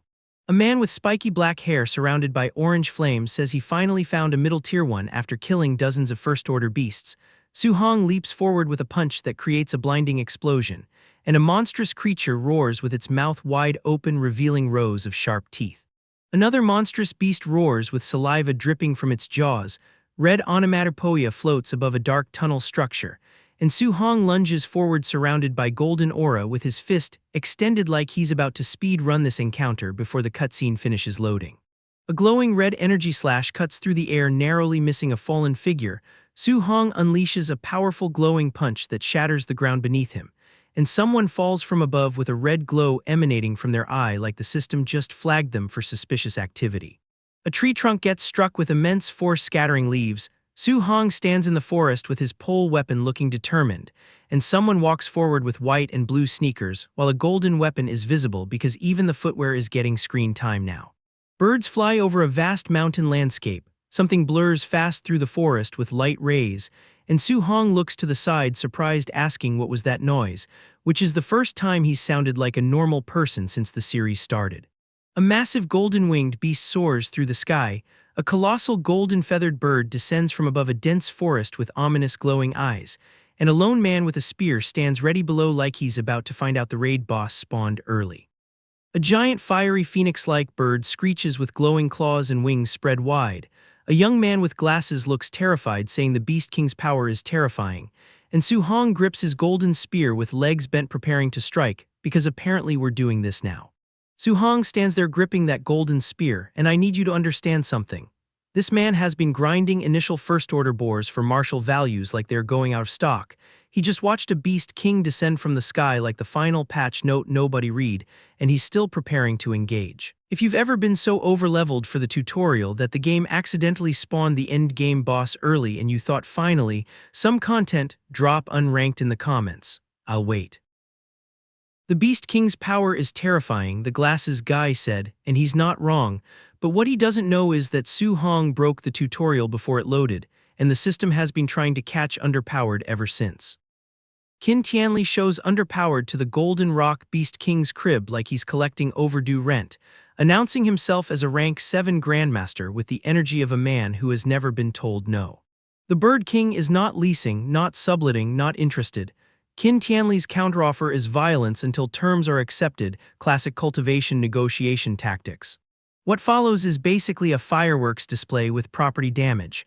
Golden feathers, golden explosions, golden ego, everything's gold except the rock's patience, which has fully depreciated. Qin Tianli repeats his name and rank like he's reading from a business card that also functions as a death warrant. The rock finally evacuates, presumably to write a strongly worded review. Cut to some random student with glasses having a spiritual awakening about how strong humans can get. Sir, you are in the wrong genre for that level of innocence. Lin Zi and Bai Mu show underpowered to suck underpowered to Grandmaster Qin with the enthusiasm of linked-in connections at a networking event. Rank 5 martial artists formally dressed, fully prepared to witness greatness from a safe distance. The monitoring room reveals the real show, students fighting beasts while the grown-ups take notes. One kid apparently has the barbarian god body, which sounds like a gym membership tier I cannot afford. Grandmaster Qin spots someone dodging his pressure coverage like they're running a VPN on school Wi-Fi. The man's impressed, which in this universe means either promotion or execution. Then the monitors land on our boy, deflecting energy attacks with a sword, concentration maxed out, looking like he's grinding dailies while everyone else is still in the character creator. Some poor staff member zooms in on Su Hong's file and his eye basically hemorrhages from the stats. All attribute affinity 100%, special physique, cultivation tier 1 early stage with blood Kai at 123. Qin Tianli processes this information and immediately upgrades his assessment from once in a century to rare encounter in a millennium. The man is sweating over a spreadsheet like it's a prophecy. He straight underpowered says he struck gold, which is probably the most honest thing a cultivation elder has ever admitted about a student. Usually it's all destined disciple this and heavens will that. Then he notices the tier 1 early stage label and gets angry at the numbers like they're personally disrespecting him. Sir, the stats are not the problem. Your expectations are just calibrated for normal humans. Qin Tianli's now pacing around demanding to know where his precious treasure is, using the word treasure so openly that the other staff are definitely updating their resumes. Su Hong finally strolls in, blood-stained, sword on his back, admitting he almost forgot about the training camp because he was too busy farming martial value. That is the most protagonist sentence ever constructed. Qin Tianli grabs him like he's claiming a lost package, while some background observers immediately start plotting how to deal with this kid in camp. The jealousy queue forms to the left, please have your resentment tickets ready. Welcome to the training camp, where the facilities have A-rank labels and the contribution points economy runs on suffering. Students are already calculating whether the grind is worth the buffs. The camp director explains the system with the smugness of a gacha game tutorial. Past training subjects earn contribution points, unlock facilities. Outstanding performance gets extra rewards, which is corporate speak for we're watching who breaks first. Su Hong checks his interface. 354 martial value, 2 guiding techniques at level 3, and a plan to max out his mortal body. The man is minutes maxing in a single room while others are still reading the terms of service. He spends the points, the overlord body activates, and suddenly he's gripping C-grade alloy like it's aluminum foil. The system notification calls it the strongest physique in the world with absolutely no humility whatsoever. Su Hong panics about his spear breaking until he remembers he looted it for free in the wilderness. The man's financial anxiety is fighting his loot goblin instincts and losing badly. Cut to Wang Tianchuo, the barbarian god body guy, casually handling 3,000 kilograms and calling it a bit light. The onlookers are doing mental math, their spinal columns are doing sympathy pain. The camp staff watch Wang Tianchuo's performance and immediately pivot to scheming about Su Hong. Can't be direct, can't be fair, gotta make him give underpowered on his own. This is middle management villainy at its finest. The order comes down, assign a high-rank first-tier martial artist to crush Su Hong. Not test him, not evaluate him, crush him. Someone's ego got bruised by a stat sheet and now it's personal. Next morning, the weight room. Vests ranging from 1,500 kilograms to 10 tons of super heavy alloy. Students are picking their loads like they're choosing difficulty settings before a boss fight. Su Hong throws on a tactical vest, 5 tons hidden under a hoodie like it's casual Friday. The man is walking around with the weight of a small truck and the expression of someone who forgot their coffee.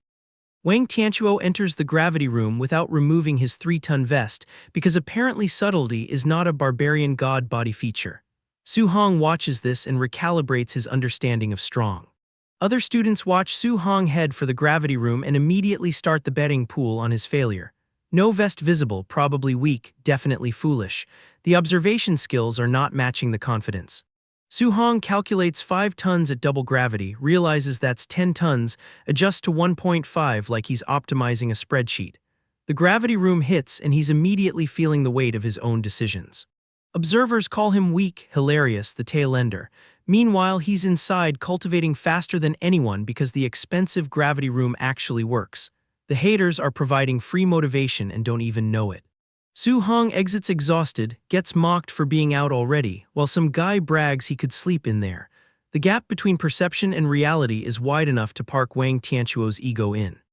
Next facility, A-rank movement technique called Flying Swan Startling Cloud Steps, which sounds like a prog rock album but apparently lets you airwalk like you're hacking the physics engine.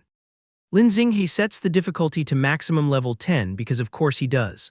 The holographic instructor moves faster than eye tracking, throws flower petals for style, and Su Hong is immediately taking notes like this is a speed run tutorial.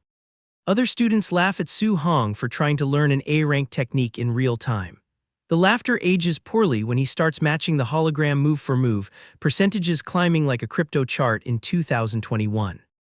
30%, 69%, 93%, the system is practically begging him to slow down.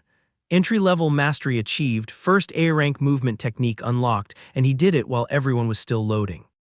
Su Hong celebrates internally, then remembers Lin Xinghe's movements were embarrassingly flamboyant. The technique is his now, but the aesthetic damage might be permanent. Every power comes with a price. He exits the simulation and everyone is staring. Someone took photos. Su Hong realizes with horror that he was striking those poses in physical reality, not just virtual space. The cringe is transcendental. Someone's following him now. 2 someones actually with a club and malicious intent. Su Hong's spider sense is tingling, or maybe that's just the residual embarrassment from the flamboyant poses. Cut to the beast room, where a woman wants to know who's truly number 1 in camp. Wang Tianchuo flexes his barbarian god body, she reveals she's a spirit reader, and Su Hong realizes he's about to witness a pay-per-view event for free. The spirit reader floats in midair because walking is for peasants. She kills 3 high-level rank 1 black tigers in an instant, and Su Hong's taking notes again like this is a masterclass he can torrent later. She's walking on air, using telekinesis, controlling enemies with spirit power, basically playing a different game than everyone else. Su Hong's eyes are glowing with the light of someone who just found a new skill tree to max. The spirit reader binds a 3-eyed wolf monster, dodges golden energy beams, and finishes with a sword swing that leaves blood splatter as punctuation. The combat is cinematic, generous, and completely unfair to conventional martial artists. Su Hong processes what he just saw, walking on air, telekinesis, enemy control, giant spirit weapons. Spirit readers are basically playing with administrator privileges while everyone else is on a free-to-play account. Then she summons a crystal sword the size of a building and pierces a serpent's head with it. The weapon materialized from nothing, weighs several tons presumably, and she's not even flexing. Spirit reader combat is just built different. Another spirit reader, blonde this time, leaps into golden light with fiery orange energy. The training camp has multiple of these administrator panel users, and Su Hong is just now finding out. The meta has shifted completely.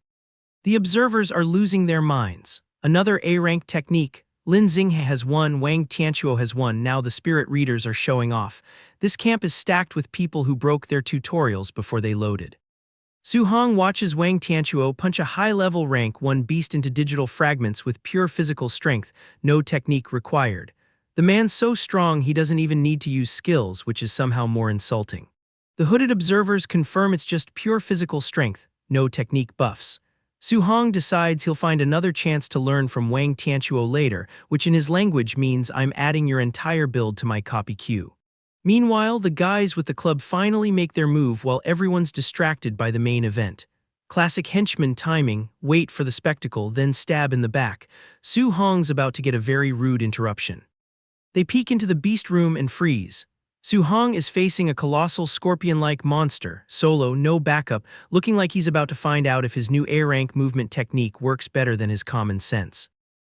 Our boy Su Hong is out here farming beasts like their daily quests, except his version of grinding makes everyone else look like they're playing a different game entirely. The peanut gallery finally notices something's off when they clock his movement technique, and the collective realization hits like a system notification nobody asked for. They start naming techniques like they're reading patch notes out loud: Lin Xing's flying swan, startling cloud steps, A-rank, impossible to master by watching, and our protagonist just keeps moving. The Revenge Squad's having an emergency meeting about whether revenge is even in their build anymore, which is the most realistic villain moment this genre has ever produced. Su Hong stands on a dead snake counting his martial value like he's checking his bank account after a shopping spree, and the number is not what he wanted to see. The system didn't patch the scaling, and now our grinder-in-chief is discovering that endgame experience points requirements are designed by people who hate fun. More beasts emerge from the darkness with glowing red eyes and absolutely no survival instincts, queuing underpowered for the Su Hong experience like it's a limited-time event. He clenches that fist, and the golden energy comes out, which means someone's about to learn why corner training protagonists are statistically the most dangerous demographic in cultivation fiction. Meanwhile, some absolute menace with glowing blue eyes is out here demanding martial value at spearpoint, running the most aggressive player versus player build this training camp has seen. 1 hour later and the atrium looks like a crime scene. Su Hong's exhausted even with the overlord body running passive skill regeneration, and he's still short on points because the grind never ends.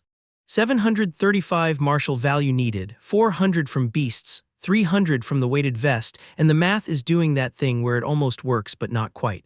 He hits the exchange shop and discovers A-rank skills cost 2,000 points minimum, which is the game's way of telling you to touch grass, except the grass is also behind a paywall.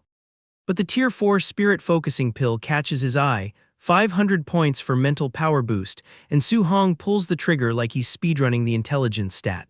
The shopkeeper's face when she sees 700 contribution points is doing heavy lifting, because nobody expects the corner kid to have main character economy.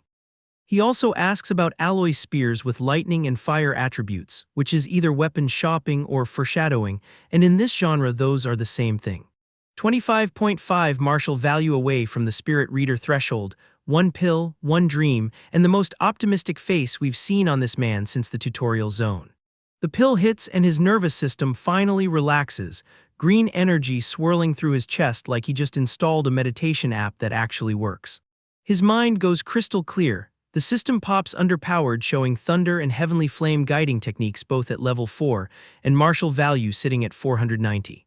99.5% to spirit reader, 0.5% short, and the man is doing the math on one more beast like he's calculating tip at a restaurant. Cut to the instructors laughing about how their assigned students are monsters, and one poor soul admits his kid is only Tier 1 early stage while everyone else flexes 300 plus blood Kai.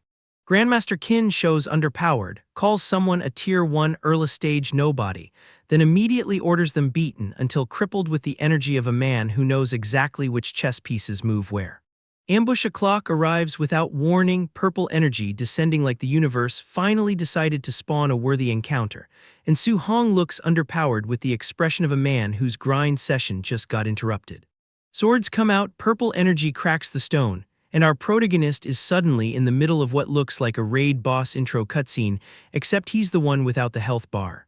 Bu Jingfeng charges in with that distinctive haircut and the confidence of a man who thinks he's the final boss, screaming about luck like it's a debuff he can apply. Su Hong sees him coming and his brain does the thing, the exact thing, the "you're exactly what I need" thing that every protagonist says right before discovering a new mechanic. They clash, purple versus purple, and Bu Jingfeng strains with effort while confirming his high-tier status like he's reading his own character sheet out loud for the audience. Then the strength hits different. The "wait, this isn't right" moment every antagonist gets right before the tutorial ends, and Bu Jingfeng's confidence starts doing that thing where it evaporates. Overpower comes out, red energy screams across the panel, and Bu Jingfeng is suddenly experiencing what it feels like to be the tutorial mob in someone else's origin story. The observer asks if this kid's a monster, which is technically accurate but misses the genre, and Su Hong notes it's his first time seeing a fire attribute martial art like he's collecting achievements. Lightning meets fire in the most illegal elemental combination this side of the cultivation genre, and the panel goes white with the kind of energy that makes readers check if their screen's broken. The explosion settles, ice shards everywhere, and someone finally says the words out loud, attribute fusion, like it's a forbidden technique when really it's just what happens when a protagonist reads two skill books. Attributes repelling each other is supposed to be truth, universal truth, the kind of truth that kills people who test it, and Su Hong just looked at that truth and said, "Hold my spirit-focused pill."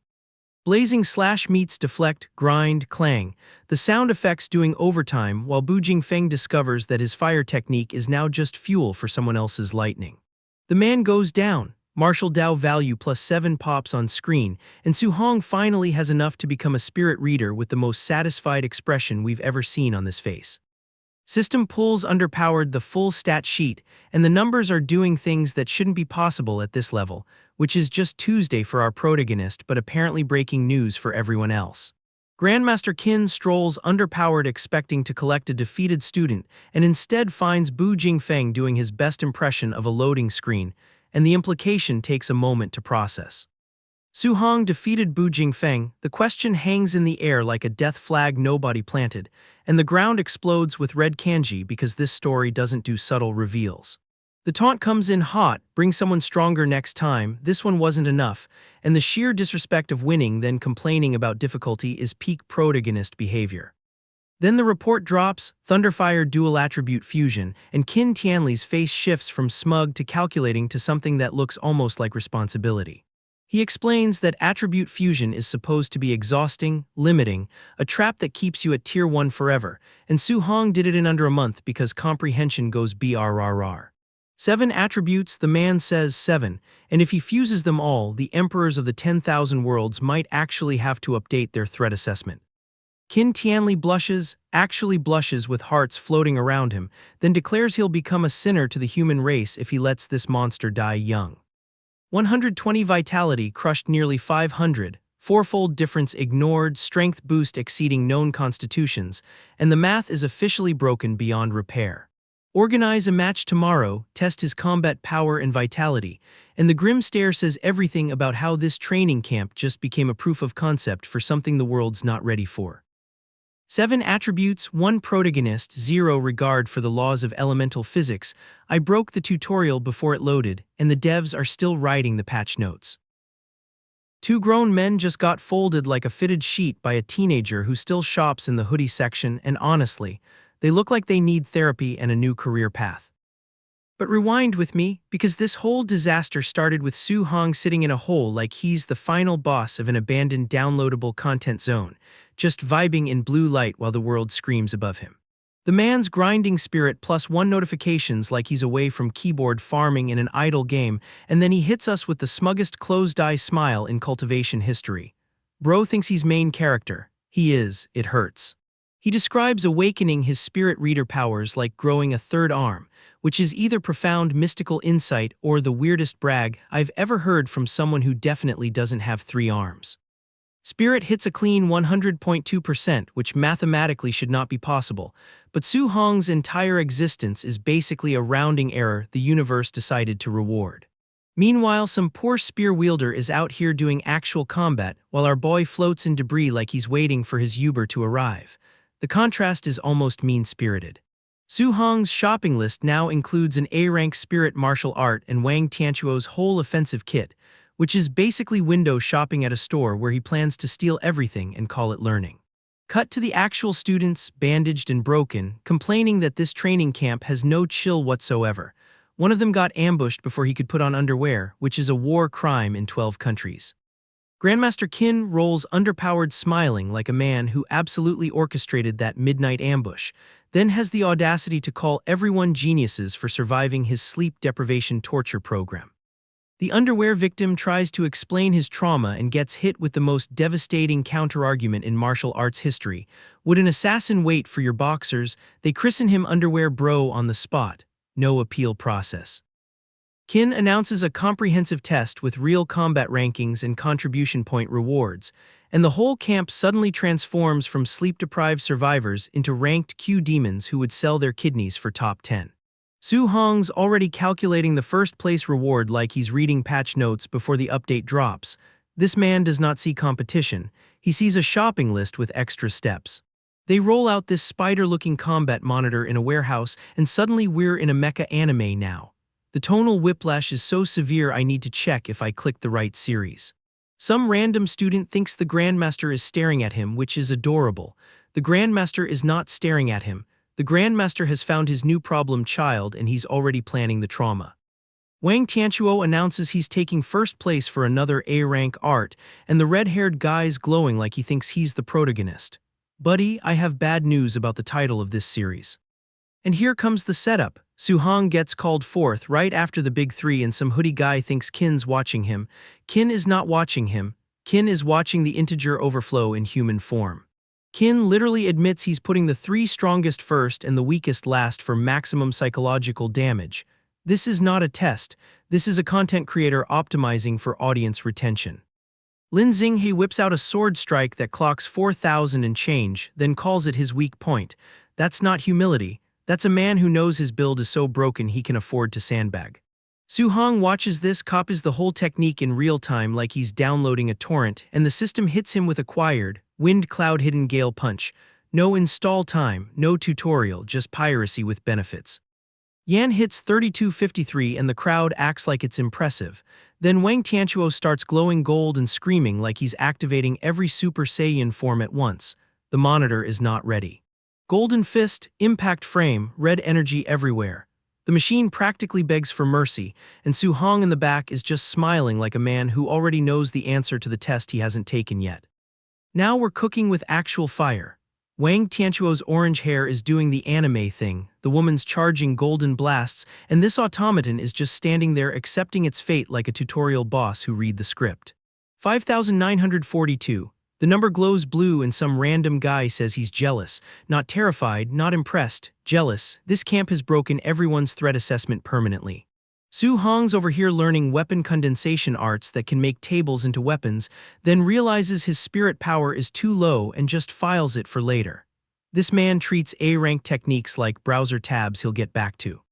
Wang Tianchuo wins underpowered for the punch that represents the gap between him and everyone else, and the gap is apparently 7,500 and change. The barbarian god body is just built different in ways that feel unfair to physics. Su Hong watches this A-rank technique, copies it instantly, and the system drops Firebone Ghost Netherfire Fist into his inventory like it's a Steam sale he wasn't even planning to browse. He remembers this technique costs 2,800 contribution points and just grins. Piracy is a victimless crime when the victim is about to demonstrate the technique for you personally. Free real estate. Su Hong finally takes his turn, throws one punch, and the entire warehouse experiences emotional damage. 4 grown men watch an explosion that rewrites their understanding of what a rank 1 warrior should be capable of. Grandmaster Qin looks at his tablet and says he still underestimated the freak. This is the same man who arranged a midnight underwear ambush. His bar for surprise is not low and Su Hong just pole vaulted it. The Bone Ghost Netherfire Fist loads to 100% in real time. His eyes go white like he's channeling every ghost in the server, and Wang Tianchuo recognizes his own technique mid-punch. The betrayal is cinematic. How does Su Hong know it too? The same way your browser knows your credit card number. Autofill, muscle memory from watching it once. The most disrespectful skill copy in martial arts history, and he's smiling through all of it. The automaton dies. The number is so high they can't even read it through the smoke. Someone asks if they can see the combat power and the answer is no. The combat power has transcended mortal comprehension. Plot twist of the century, Su Hong's vitality is 137, rank 1 Erla stage, hitting 9,000 combat power. The tester is broken, physics is broken, and everyone's understanding of fair is permanently shattered. Qin looks at this walking paradox and decides the only logical response is a 3-on-1. The other masters are like him, 3 of us, and Qin's just standing there like a man who knows the boss fight music started early. The fight starts and Lin Xing is already planning his escape route, smug about his flying swan startling cloud step speed. He thinks Su Hong can't react. He has not been paying attention to this entire episode. Dodge, someone screams, Su Hong says goodbye. The punch connects before Lin Xing's neurons finish the thought. This is not a fight. This is a demonstration of why reaction time is a suggestion, not a rule. Yan hits him with mental control and Su Hong's just standing there like it's his first time experiencing a debuff. The man is not distressed, he's curious, he's taking notes on the crowd control mechanics. They coordinate like actual raid bosses, blocking and controlling simultaneously, and Su Hong responds by using Wang Tianquo's own technique against them. The Bone Ghost Netherfire Fist has now been used more by its pirate than its owner. The white-haired master kicks with everything and Su Hong just smiles through it. Someone notices he's smiling. The smile is worse than the punch. The smile says this man has not used a single % of his actual build. He brute forces through the mental control with raw physical stats, kicks off the ground so hard the floor files a complaint, and Yan is coughing blood wondering how strength became a valid counterspell. The white-haired master tries a kick, Su Hong catches him midair, and the grappling sequence looks like a father disciplining a child who thought he was ready for ranked. He was not ready for ranked. Holy crap, someone shouts, which is the most accurate commentary this episode has produced. The man with glowing white eyes stares through his opponent's soul like he's reading patch notes on their funeral. Kick through shattered glass, fall through the air, cough blood. The white-haired master has now experienced every phase of grief in approximately 4 seconds. Acceptance was not one of them. And we're back where we started. 2 masters folded like fitted sheets, staring underpowered at the teenager who just proved that the tutorial was optional, the rules were suggestions, and the crown was always his. Grandmaster Qin asks if anyone else wants to challenge Su Hong, and the silence is so loud you can hear everyone's fight-or-flight response activating simultaneously. No one moves, no one breathes, smart. One guy surrenders before he even gets called underpowered, and Qin declares Su Hong the undisputed #1 with an A-rank technique as reward. The man who copies A-rank arts for free is now getting them legally. Overkill. Su Hong's first thought is that sticking out too early makes you a target, which is hilarious because he just 3-man wiped the entire camp's hierarchy. The hiding ship has sailed, burned, and become a reef. Qin laughs, says he likes smart people, and drops the bomb. This whole combat trial was specifically arranged for Su Hong. The midnight ambush, the rankings, the underwear trauma, all a personalized tutorial for a man who skipped the tutorial. Qin offers to cover for him, asks what techniques he knows, and Su Hong lists 3 A-rank arts he definitely did not purchase. Qin's face does the math, realizes the piracy, and decides he's too talented to arrest. Main character privileges activate. Grandmaster Qin personally escorted our boy to the technique vault, which in cultivation terms is basically taking your Uber Black to the gacha banner and saying pull until you get the featured unit. First showcase, Flame Cage, A-rank fire prison for your enemies. The old man demonstrates by conjuring golden flames that look expensive enough to void the warranty on reality itself. He whips out a light blade, explains the instant kill potential, and Su Hong watches with the emotional investment of someone reading patch notes for a class he already knows is broken. System notification pops. Acquired Fire Flame Cage. The old man hasn't even finished his sales pitch and Su Hong's already got it equipped. This is not a student, this is a black hole with a hoodie. Grandmaster Qin pivots to defense because apparently offense and movement weren't enough. He's building a loadout. This man is minutes-maxing our protagonist like he's theory-crafting a raid composition. Thick earth armor, A-rank, condenses spiritual energy into basically a geology textbook that punches back. Su Hong's already calculating the synergy before the description finishes rendering. Then comes the physique question. Su Hong drops Overlord body like it's a preset he found in the character creator, and the old man's brain visibly blue screens. Heavens, once in a millennium Overlord body. The man starts throwing A-rank cards at him like he's a slot machine that finally hit jackpot and doesn't know how to process the payout. Plot twist, Su Hong invented the name himself. He made underpowered a physique on the spot, and this grandmaster is now treating it like canonical lore. This is social engineering with extra steps. The old man recovers by citing actual evidence. Su Hong blocked Wang Tianchuo's full-power punch while supposedly first-rank early stage.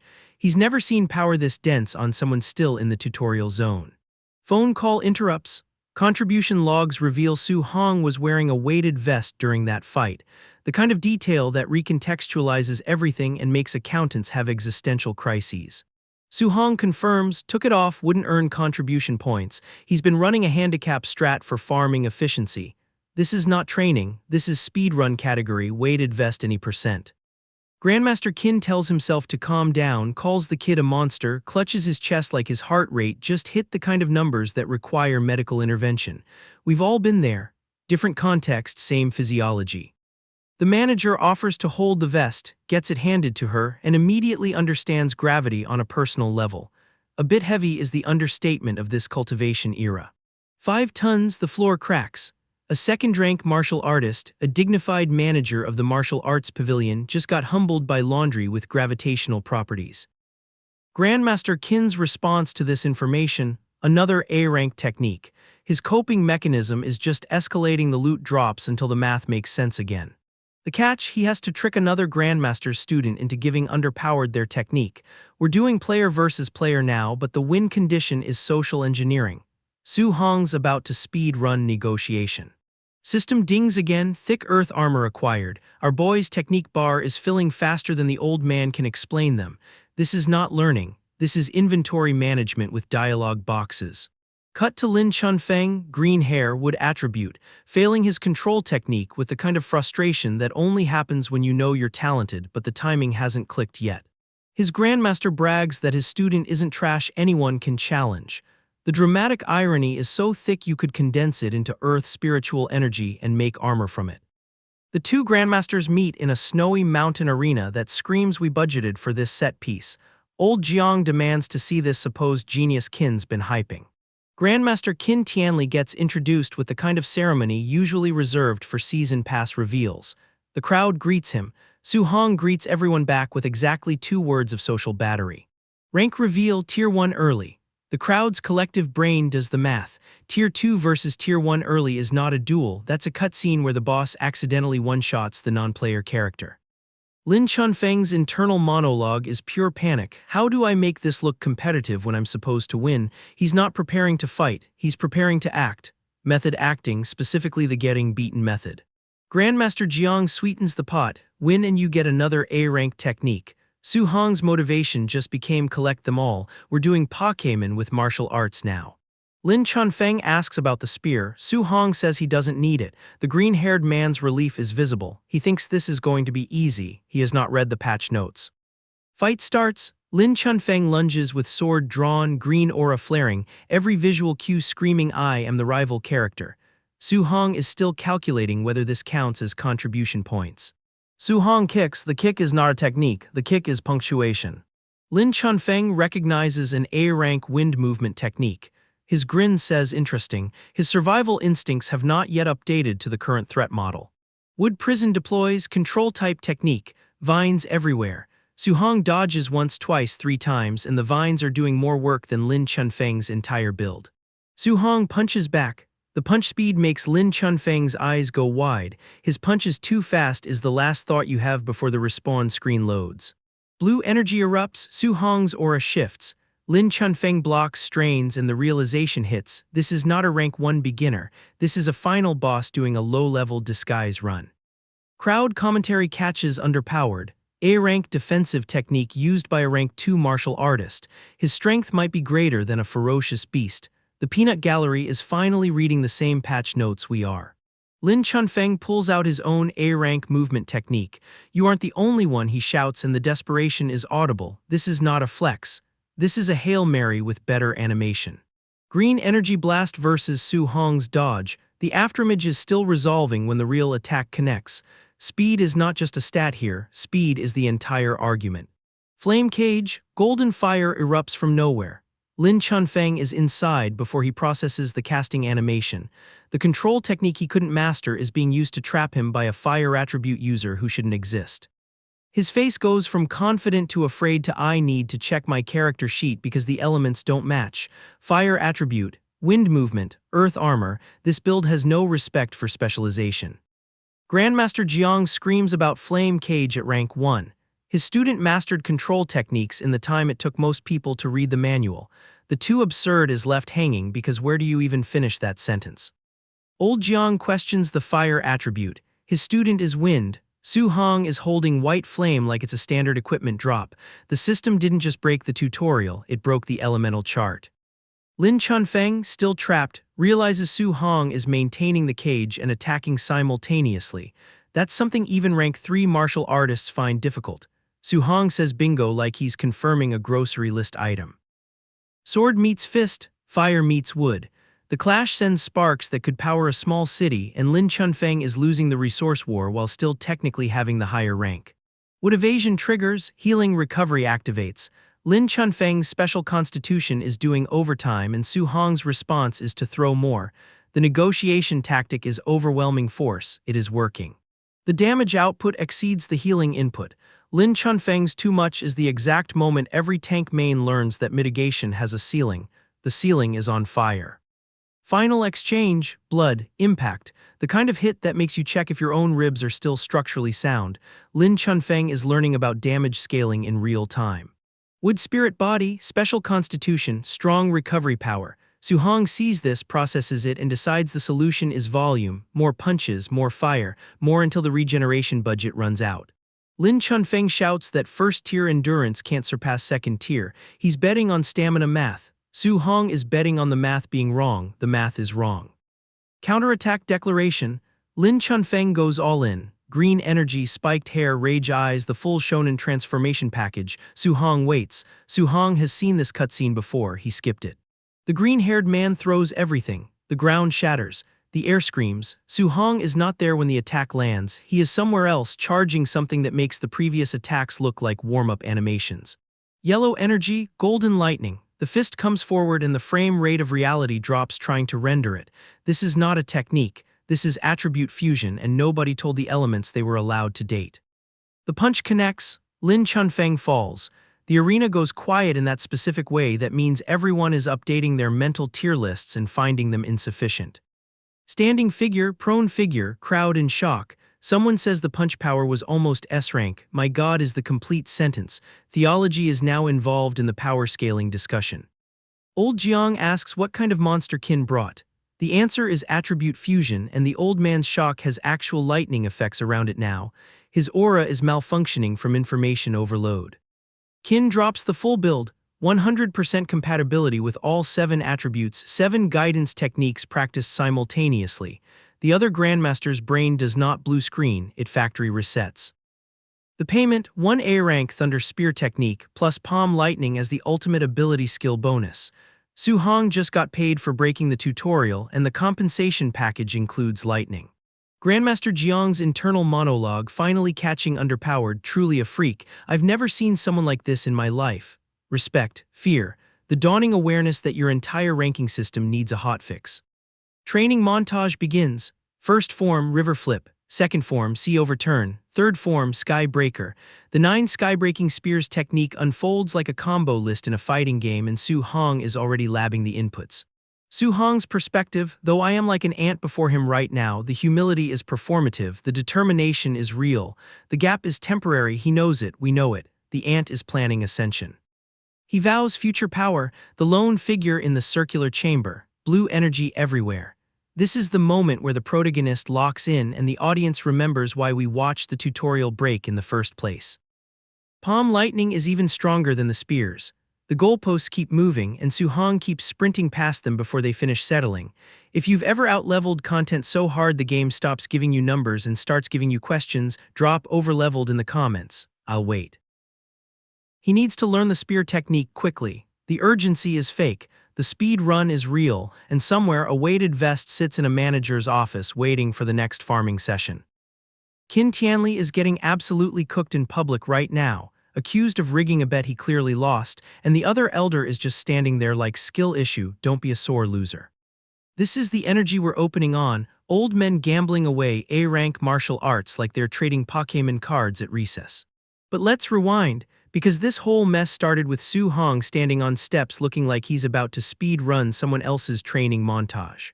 Some elder with a goatee asks if he's gotten the hang of it yet, and the answer is about to emotionally damage several certified martial arts instructors.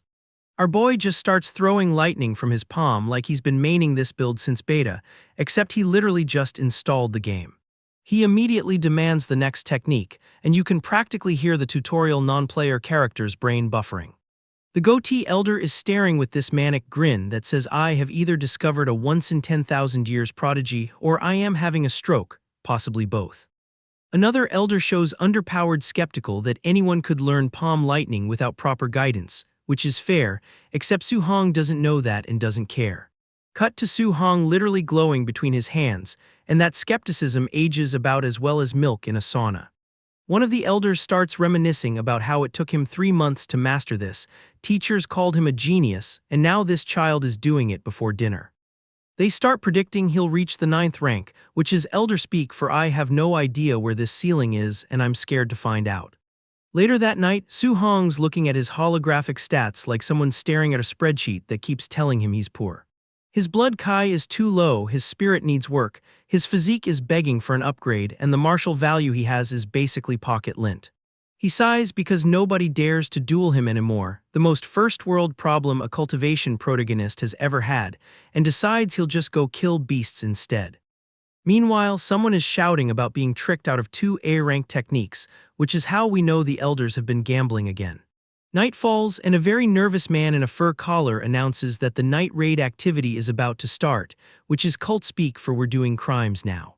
Bu Jinglong and Bu Jingfeng show underpowered looking like they cosplay as final bosses at conventions, except they are apparently the mid-bosses of someone else's story.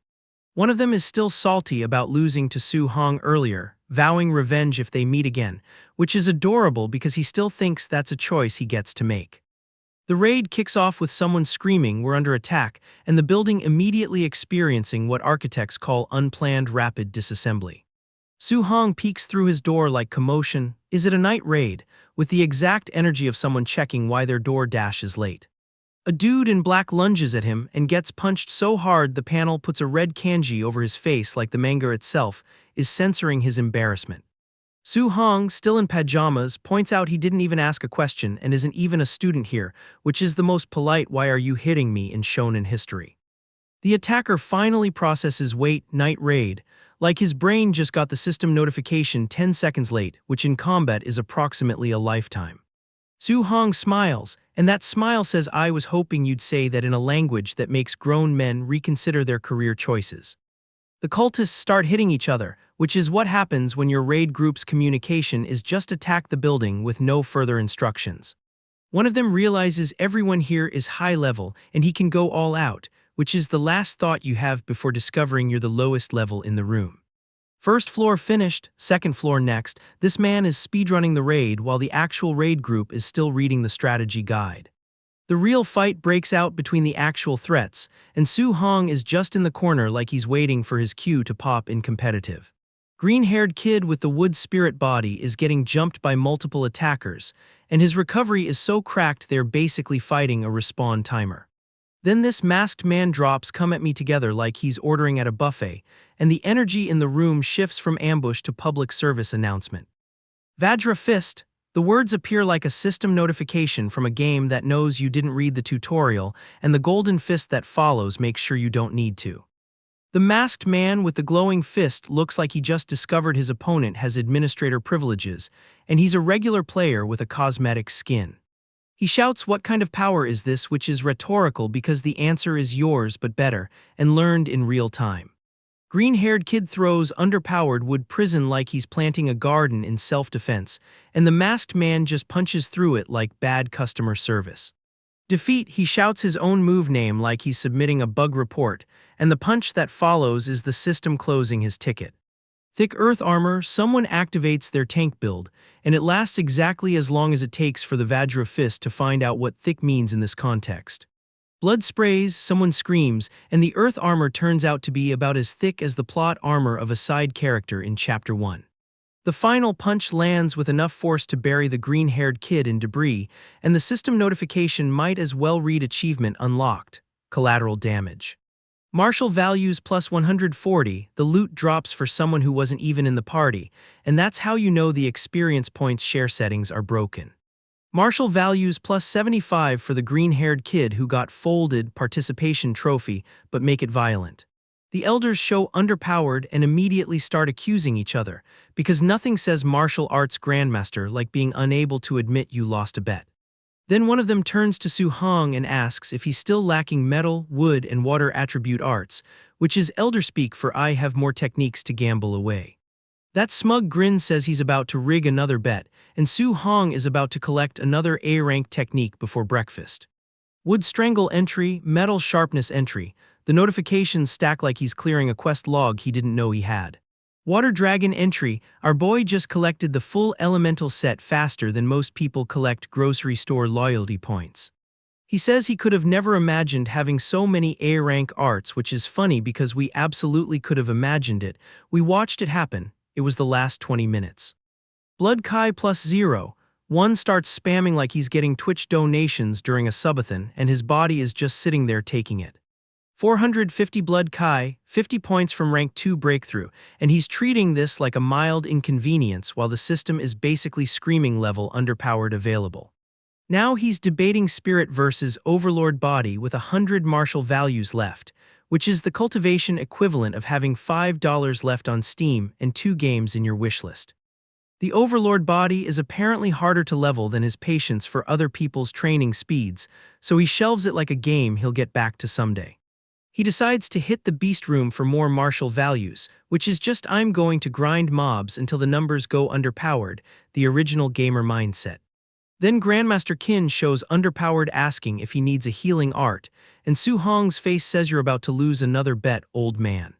Hard cut to Grandmaster Wang Qingshan announcing 7 days in the Myriad Monster Mountains with no supplies, which is either field training or a very elaborate way to solve staffing issues. Contribution points only for same rank kills or higher, which means Su Hong is about to either get nothing or break the economy again, no in between. Other students are flexing about being from the Hangzhou camp, and our boy is just standing there with 3 new A-rank arts like that's cute, I got mine from Elder Gambling Debt. Then the actual news drops, the Myriad race's demon cult showed underpowered, and the elders are acting like this is a surprise when they literally just got night raided.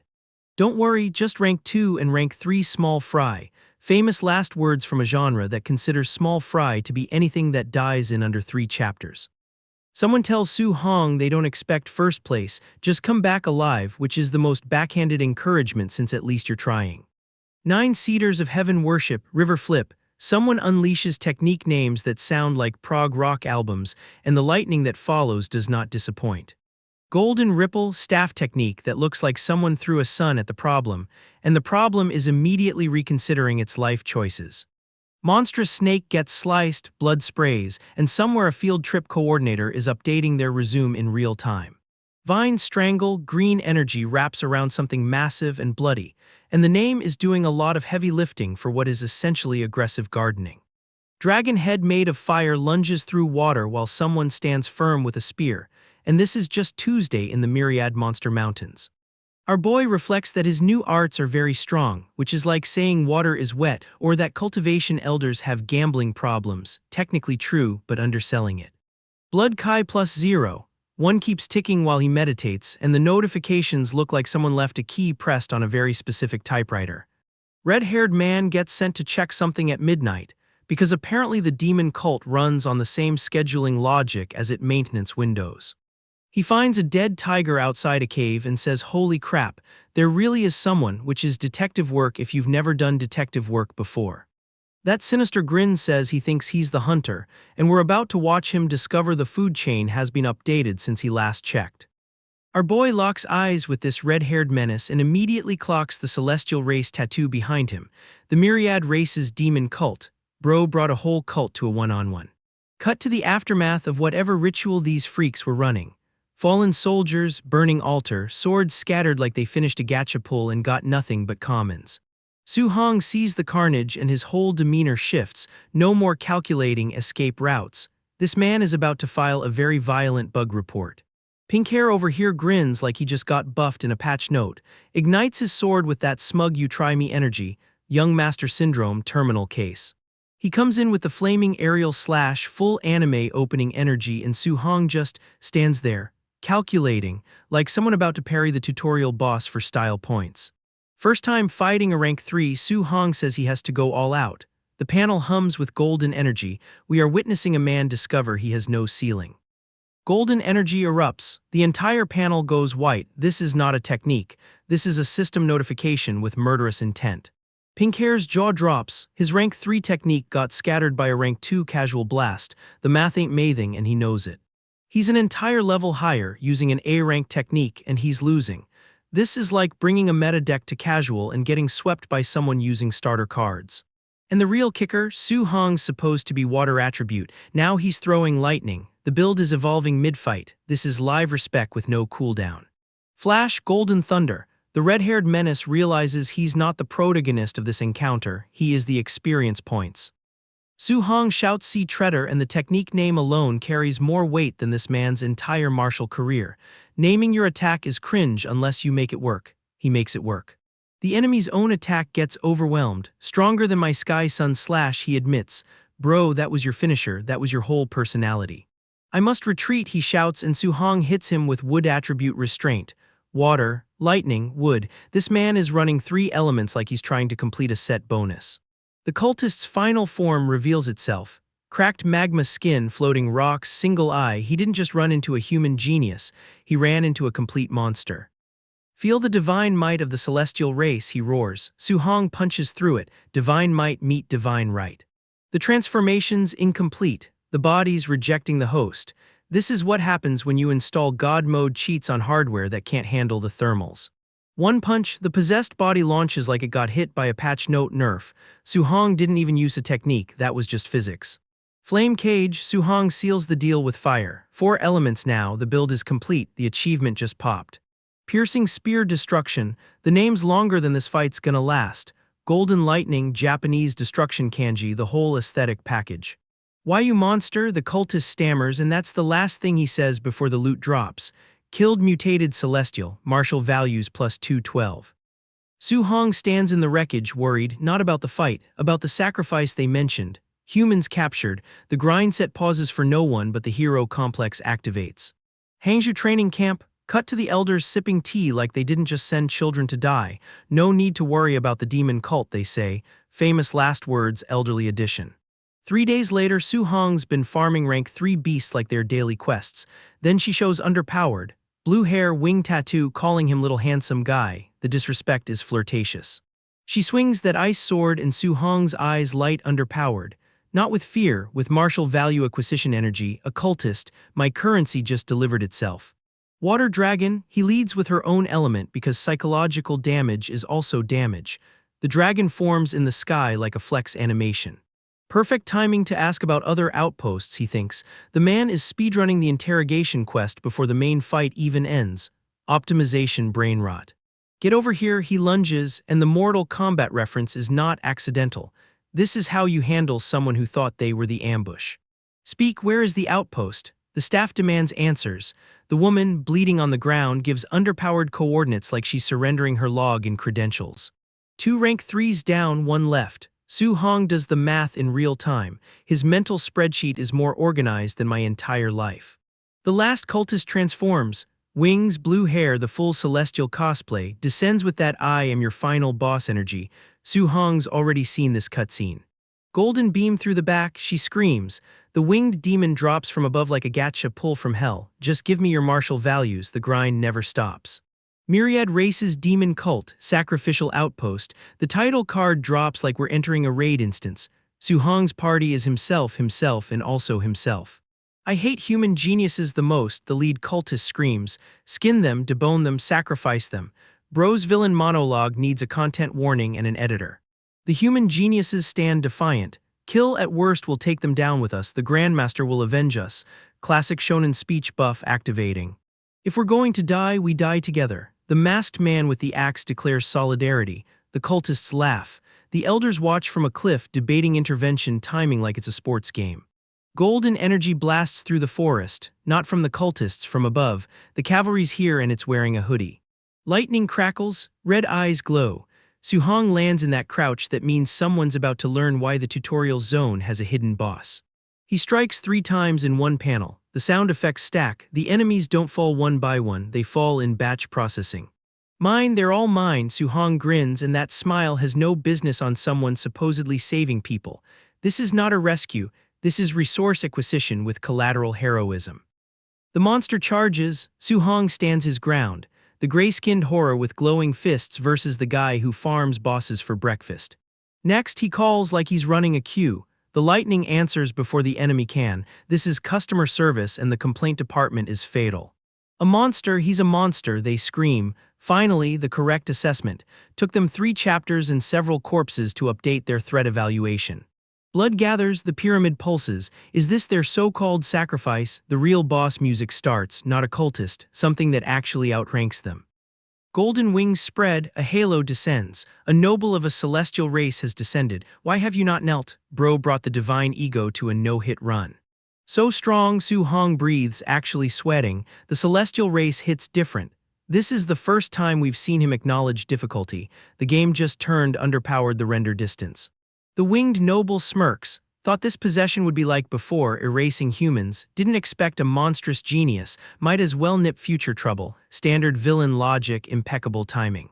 The host body complains. Blood Kai hasn't reached tier 4, already struggling. This Celestial's running emulation software on a potato player character. The lag is existential. Possession, Blood Kai not at tier 4. Physical body will collapse. Suhong processes faster than the system can render tooltips. Then who kills whom is still undecided. Rushing Thunder Fist, Suhong commits, Golden Clash. The celestial blocks and the impact rings across the battlefield, 2 gods in borrowed bodies negotiating with violence. The elders watch from their cliff. The celestial's physical body is truly powerful, one admits. The other isn't looking at the angel, he's looking at Suhong. The main point is what is underpowered with that Su. And he is even 1 realm lower than this celestial. The math breaks again. Suhong is underleveled, undergeared, and somehow winning the damage per second check. Human, what kind of physique do you have? The celestial screams, and that's the question we've all been asking since chapter 1. The answer is yes. What's wrong? Tired? Keep going. Suhong taunts like he's the final boss now. The role reversal is complete. The celestial came to farm humans and became the side quest. Ever since awakening the overlord body, I've never felt this refreshed. The reveal drops. He was holding back before, afraid of accidentally killing someone. Now, only one thought remains.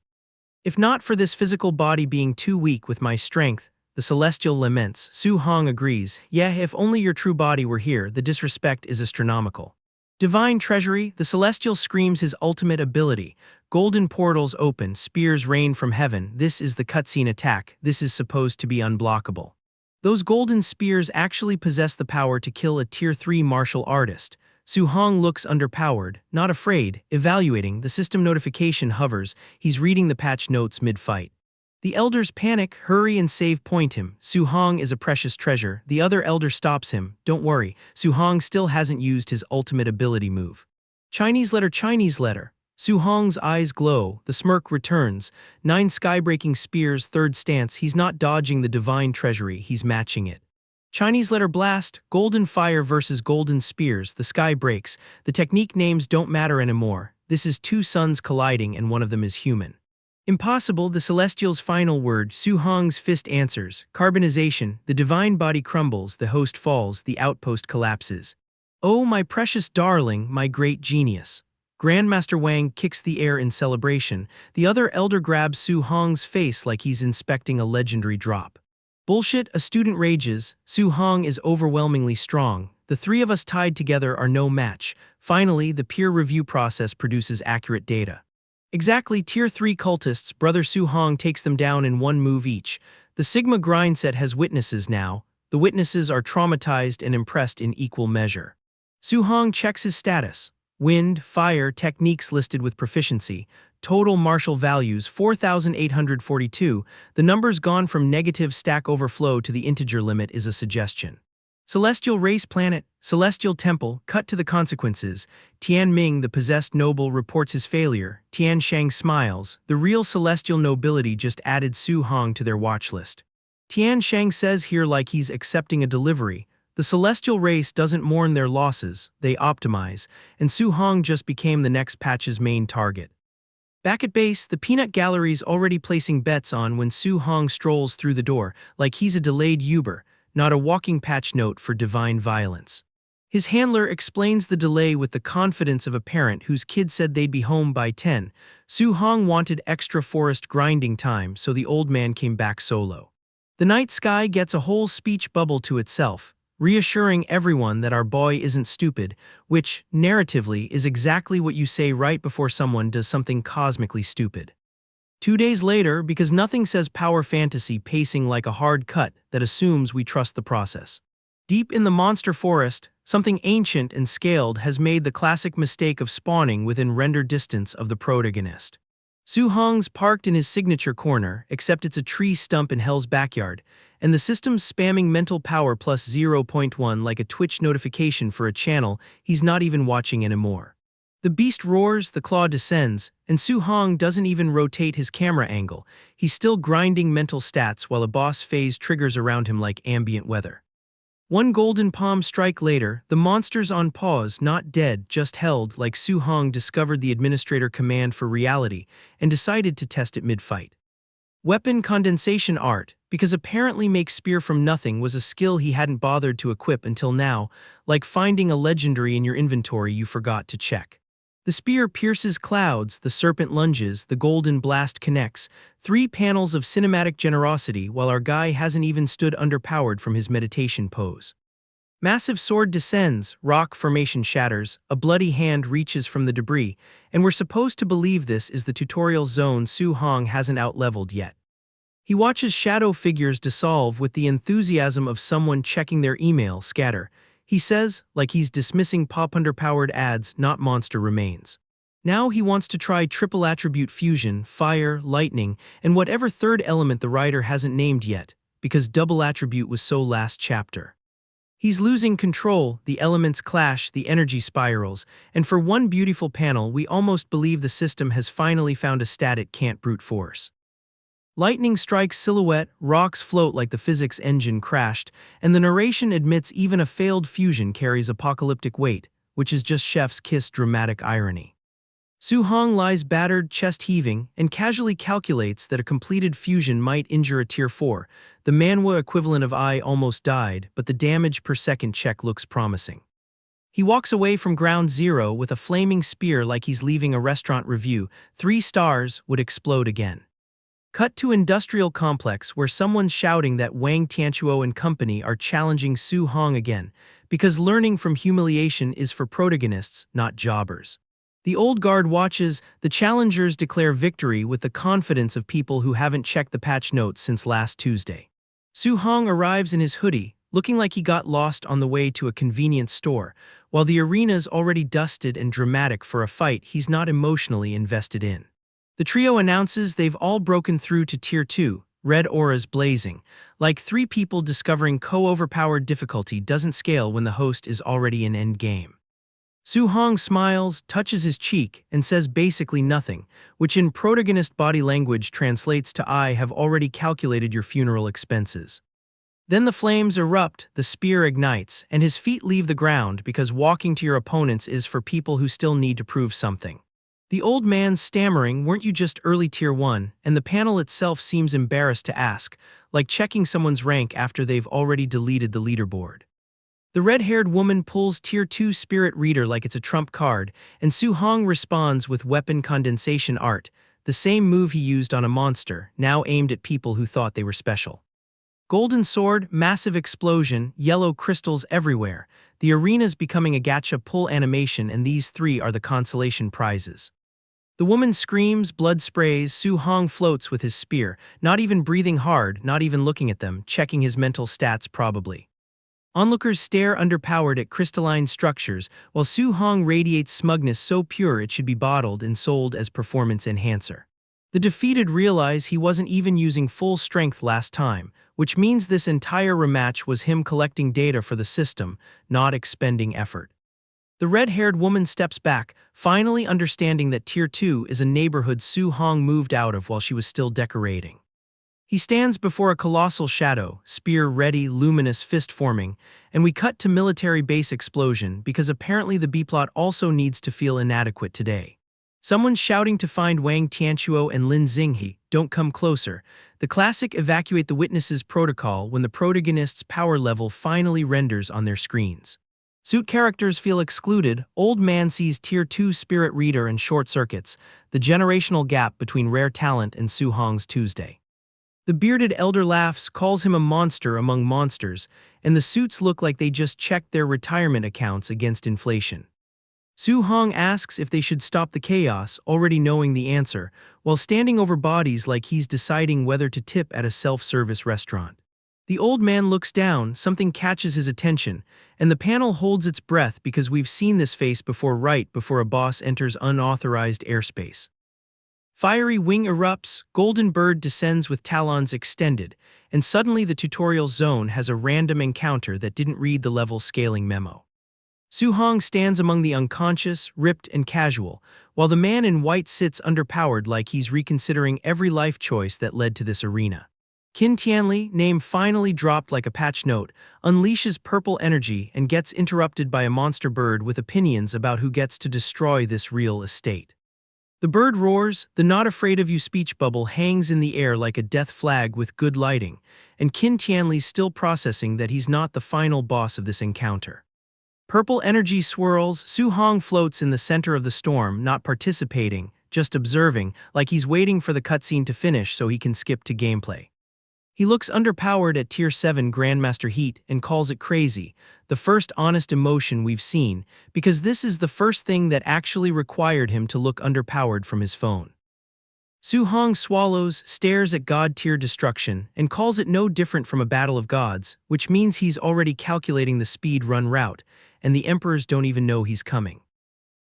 The training camp bus pulls back into Star City and Su Hong's already tired. Fellow students swarm him with the energy of people who have just discovered the final boss was in their party the whole time. They warn him not to target them later. Su Hong's expression suggests he hasn't memorized their names yet. The city lord's mansion rolls out a red carpet and a banquet. Nothing says we noticed your power level like complimentary hors d'oeuvres. Inside, the room splits into two ecosystems, people who belong here and Su Hong's uncle and aunt wearing their best clothes and looking like they got lost on the way to a TA meeting. The principal of one high school, Lai Xingshan, finds them personally. This is the first time anyone's treated Su Hong's family like they have a reservation. Meanwhile, the city's elite are playing bingo with bloodlines. Lin Xinghe's father bets on the barbarian god body.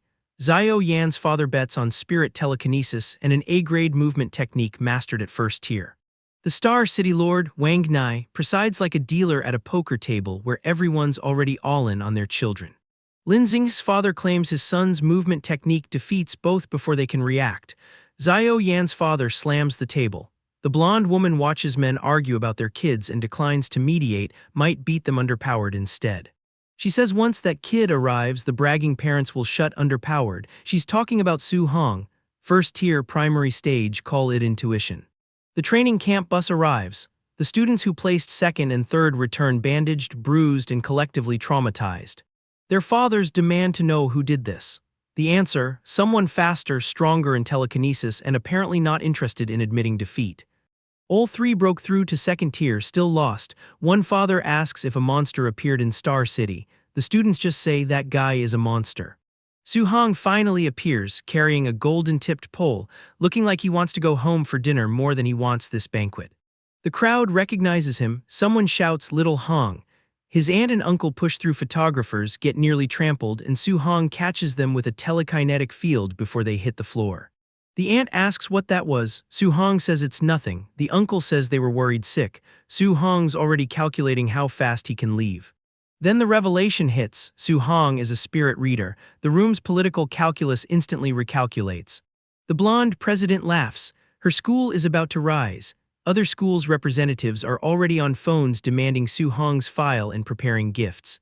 One man calls his wife, he's found a perfect husband for their daughter, send her to the mansion dressed nice, speed run matchmaking. The city lord produces a villa and 3 million in cash, prize money for first place. He claims, though the timing suggests he saw Su Hong's family had no money and opened the console. Then the recruitment pitch. Wang Nai promises help with anything Su Hong needs. The handshake hangs in the air like a terms of service agreement. Su Hong thinks, refuse and offend him, accept and owe him forever. The system doesn't have a dialogue option for politely decline and also I outlevel your entire city. The city lord's hand is still extended. Su Hong looks at it the way you'd look at a terms of service agreement that auto-renews. He says thank you. The city lord's smile says the more requests you have, the deeper you're bound to the Wang family. Su Hong's smile says I can do polite. He turns to his uncle and aunt, tells them to wait.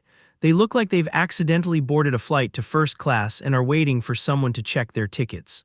The city lord produces paperwork. Somewhere off-panel, a property deed is being notarized at weapon point. Then the armory reveal, rows of golden alloy weapons that cost more than the villa. The city lord is playing gacha with military hardware. Su Hong notes that an A-grade alloy weapon runs hundreds of millions. The city lord is trying so hard to win him over he's accidentally opened the developer console. The city lord lists Su Hong's resume like he's reading a patch notes changelog. Rank 2, 7 attribute martial artist, rank 2 spirit reader, special physique surpassing the barbarian god body. He's not wrong. Su Hong stands there with 6 elemental orbs doing lazy figure eights around him like he's a screensaver. The uncle asks what happened to the city lord all of a sudden. The city lord's expression suggests I did the math is not a polite answer. Back to weapons. The city lord offers to disassemble an A-grade alloy spear shaft so Su Hong can make do. This is like offering to break down a Ferrari for parts because the kid needs a bike. Su Hong declines. His Thunderfire spear will serve as the shaft. He only needs a 3-attribute spearhead for now. The word only is doing impossible lifting.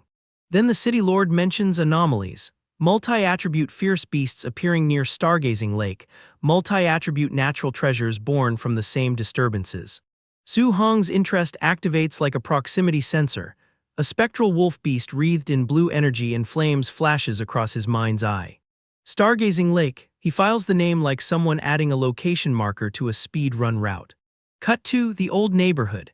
The city lord's private car with license plate 00001 pulls underpowered like a meteor that missed its landing zone. The landlord's wife is mid-sentence about raising rent and kicking the Su family out.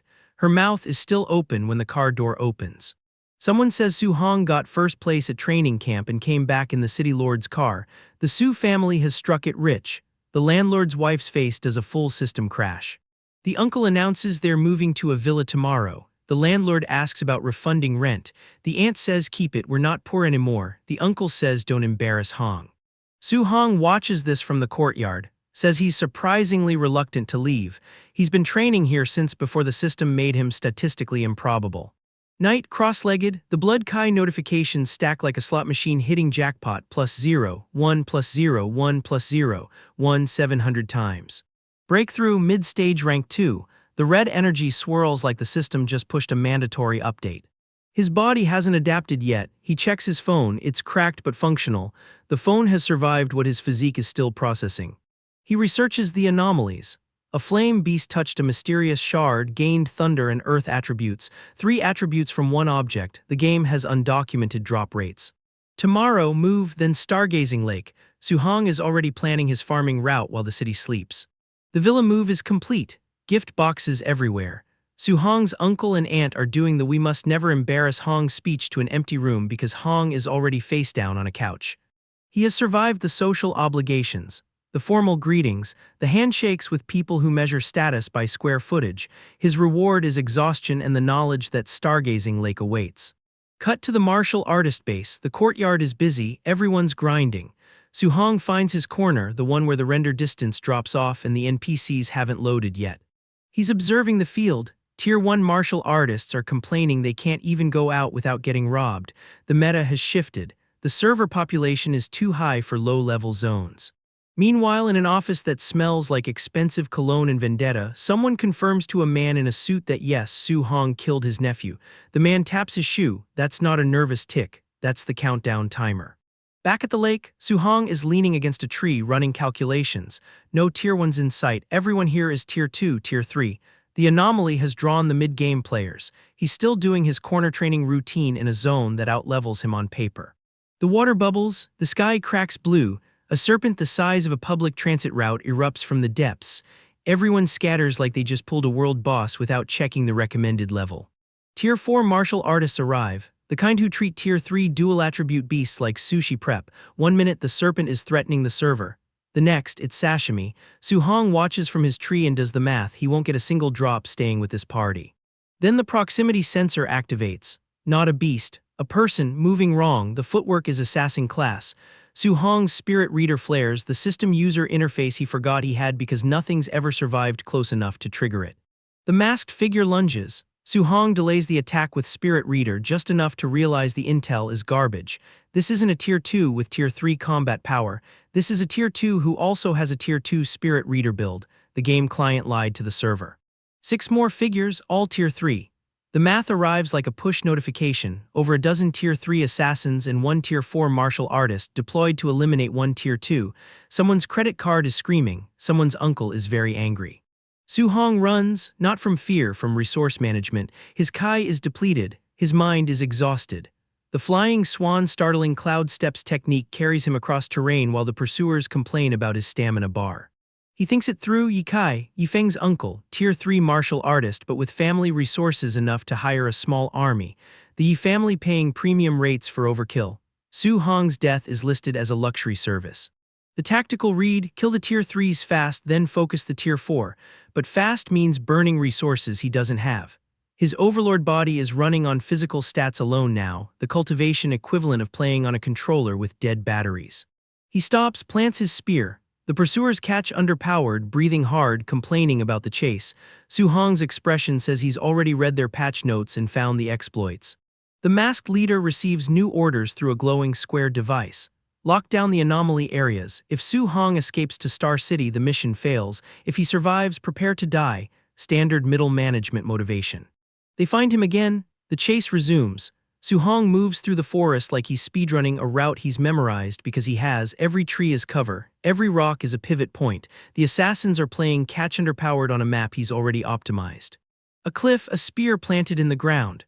Su-hong stands at the edge looking down at the weapon that marks his temporary respawn point. The pursuers shout from below. One of them was mid-bathroom break when the alert hit. No dignity in the assassin gig economy. He kicks off the cliff. A flying strike catches the first pursuer mid-shout. The runes on his forehead flare. Spirit Reader active skill, calculating angles, predicting movement vectors. He's not fighting, he's compiling. Back to Star City, the buildings rise like safe zone markers. Su-hong walks through the streets with his spear, the uncle trailing behind like a quest non-player character who finally caught underpowered to the plot. The official territory line is crossed. The assassination attempt ends at the city limits. Even hired killers have terms of service. The deduction locks in. Ikai, martial artist base, the one who wants him dead enough to deploy a small nation's worth of combat resources. Su-hong's expression doesn't change. He's already adding the name to his farming route. The supply base in. Wooden walls, bright sky outside, the kind of place where martial artists go to pretend they're not on a clock. Su-hong's already found his corner. He's watching the room like it's a loading screen he can't skip. Other cultivators brag about 3-star veins and A-grade treasures. Su-hong's just holding a burger, waiting for the quest marker to appear. The intel says star-veined ink purple bamboo. Multi-attribute natural treasure, magnetic field rules, Tier 4 martial artists die instantly trying to snatch it. Su-hong wonders if his overlord body can tank the gravity. The burger doesn't answer. Then the floor becomes a suggestion. A red-cloaked figure crashes through like they misread the enter key for delete. The tavern's social hour is over. Su-hong doesn't flinch, he's been waiting. The assassins finally remembered their calendar notification. They're finally here, he says like he's commenting on a delayed delivery. 5 masked figures in an alley. The leaders got dialogue. Weren't you good at running? Su-hong's corner training stance activates. He's not running this time, he's farming. The masked leader orders the area cleared. Civilians scatter like they just got the server shutdown warning. Su-hong stays seated, calculating drop rates. Don't tell me you're planning to wipe us out all by yourself, the masked figure laughs. Su-hong's smirk says he's already read the patch notes. 3 attributes, they're not ready. Fire wraps his arm, the sword ignites. If I don't try, how would I know it won't work? Su Hong's testing live servers with production code. The masked figure sees it, 3 attributes, his voice cracks like a twice-high note pushed through a broken speaker. That's 3 attributes, the choreo hit different and not in his favor. Everyone scatter, too late, Su Hong's lightning-wreathed sword is already compiling. The corner training stance isn't a defensive posture anymore, it's the wind underpowered before the server crashes. Explosion, not a technique name, just the sound of Su Hong's Kai budget exceeding the render distance. The building forgets its physics engine. Onlookers stare at the crater. To kill a Tier 2 martial artist, is it really necessary to use a martial skill with such immense power? They don't understand. Su Hong doesn't have a low power setting, the user interface only displays yes. A figure lies at the bottom of the pit coughing. The masked leader looks underpowered from the rubble, frustrated, sweating. What a terrifying power, and it's a 3-attribute martial skill. Why wasn't this mentioned in the reports again? Someone's intelligence division is getting a 1-star review. The leader slams a glowing gauntlet down. Orange energy erupts. He's burning resources now, desperate, the kind of panic spending that makes your guild treasurer cry. Su Hong vanishes from the frame. Where'd he go? The masked figure's camera can't track the frame rate. Su Hong's already behind the render queue. The corner training stance appears from the shadows. Red aura back-turned, the posture of a man who knows the fight ended 3 moves ago. The masked figure's eye goes wide. Could it be? Yes, it could be, it is. Su Hong grabs a Tier 3 martial artist like he's collecting a daily quest reward. I might not be able to kill a Tier 4 martial artist, he says, body slung over his shoulder, but do you think I can't kill the Tier 3 martial artists under you? He's already calculating the next route. Thick earth armor, upgraded overlord body, the damage numbers that should have crippled him barely registering. The system user interface is just a suggestion at this point. See ya later, Su Hong's gone before the loot animation finishes. The remaining masked figures stand in red leaves and regret, watching the kill feed scroll by without their names on it. Somewhere in the debris, a single red eye glows, not Su Hong's, the client who paid for this. The uncle, the credit card that thought overkill was a service tier. The patch notes just dropped and his nephew's killer isn't even using his final form. Su Hong skipped the group and left for stargazing like a full week early. Back at the gate, stone arch, red banner, a crowd all pretending they didn't show up for the same loot table. The people he ditched are still processing it, starting with a silver-haired man and his fan. He'd wanted to bring our guy along as a group outing. Too slow, Su Hong checked out 7 days ahead. The corner training stance doesn't do RSVP, it does solo queue. A red-haired woman runs the numbers on him and quietly gives up. They rested 7 days, he rested 1 before heading out to train. Her verdict, don't measure yourself against a monster, the monster being the guy who already left without them. Meanwhile, the people betting on him not reaching that lake. A severed armored hand smacks concrete, and a man in a sharp suit grins at his phone like a contract just cleared. The clan that keeps paying for his head is sweating the same math. One frets that a dead Su Hong points every fool straight at him, the other knows the city lord prizes the kid enough to erase their whole clan over it. He's less a person now, more a diplomatic incident with a pulse. And here's what he walked a week early to reach. The bamboo forest, where violet energy erupts from the floor and a purple dome slams shut over the canopy, a gravity field booting up like a raid mechanic nobody read the tooltip for. A bamboo stalk folds under the weight. The treasure sits dead ahead, completely out of reach, and the field is already failing the gear check, the one Su Hong hasn't even walked into yet. A kid in gray robes buckles under the purple rain while 2 elders watch the damage per second meter. The backpack guy asks the real question, bones hold, sure, but do your organs enjoy 30 times gravity? The competition's lawyering its way out and the favorite isn't even here yet. The fan holder and his rattled friend get cornered by a bald bruiser and 2 hooded tagalongs. And the field's cruel joke lands, the stronger you are, the harder it crushes you. 4th tiers walk in and instantly regret it. Bad for everyone here, worse for whoever ends up between Su Hong and the prize. One cultivator gives up on the bamboo entirely, precious, sure, worthless if you can't reach it, and goes hunting the divine artifact instead. Another pings something on a compass relic and the whole field lurches for the same coordinate. Not one of them is the guy actually built to take it. The bamboo lights up with little constellations, a dark sword sulks in the same field beside it. Somebody whines there's no way to grab either one like this. Nobody's got an answer, right up until the answer walks in shirtless. And there he is. Su Hong resolves out of the tree's mid-spinning kick, and somewhere an enemy starts a sentence, a 4th tier leading a pack of 3rd tiers, and they still can't kill one and never finishes it. Neither does the 3rd tier. Off to the side, a hooded, scarred man wrestles a glowing blue sword away from a white-robed figure who won't let go. A petty tug-of-war over someone else's loot, two extras settling a grudge 3 panels from where the main event is happening. The white-robed swordsman slams back against a pole, white energy still screaming around him, face all shock and pain. Whatever just landed, it landed hard. Turns out the guy in the pristine robes is on the receiving end of this fight, not the dishing out end. Blue eyes flick up and they're his. Our protagonist clocks a heavy aura rolling in across the grove. When the guy who breaks tier lists says someone else feels powerful, that someone else is usually about to become a problem. He lunges, big sword swinging, at the white-robed, long-haired one charging back with that glowing blue blade. Sunlight through bamboo, two trajectories picking the exact same point in space to disagree. Corner training stance. A fiery slash tears loose with the name of the move riding it, overwrite. The system just shipped a hotfix nobody got to beta test and the patch target is a person. The explosion that answers doesn't earn a technique name, just orange light and physics filing for resignation. A dark-haired figure stands in front of it like a frame that forgot to load the next one.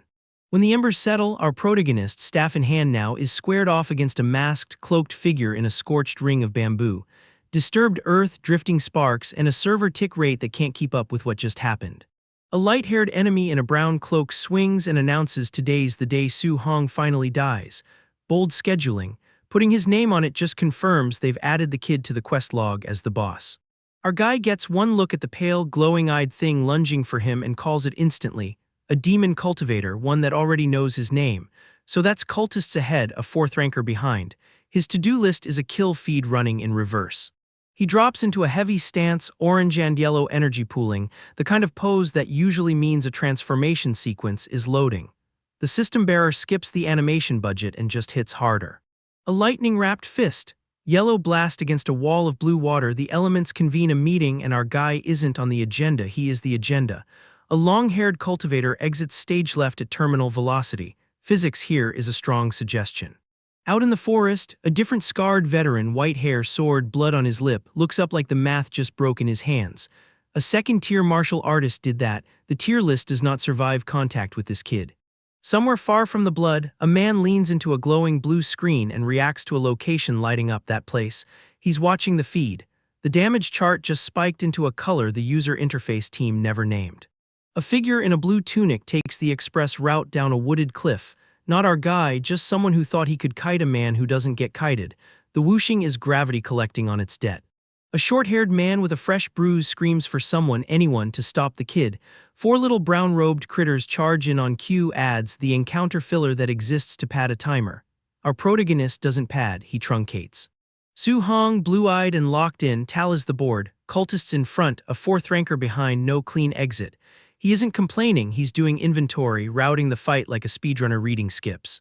Three cloaked schemers jog and cope in real time. Whatever that monstrous technique was, surely he's only got one charge of it, no possible way the kid pulls it twice.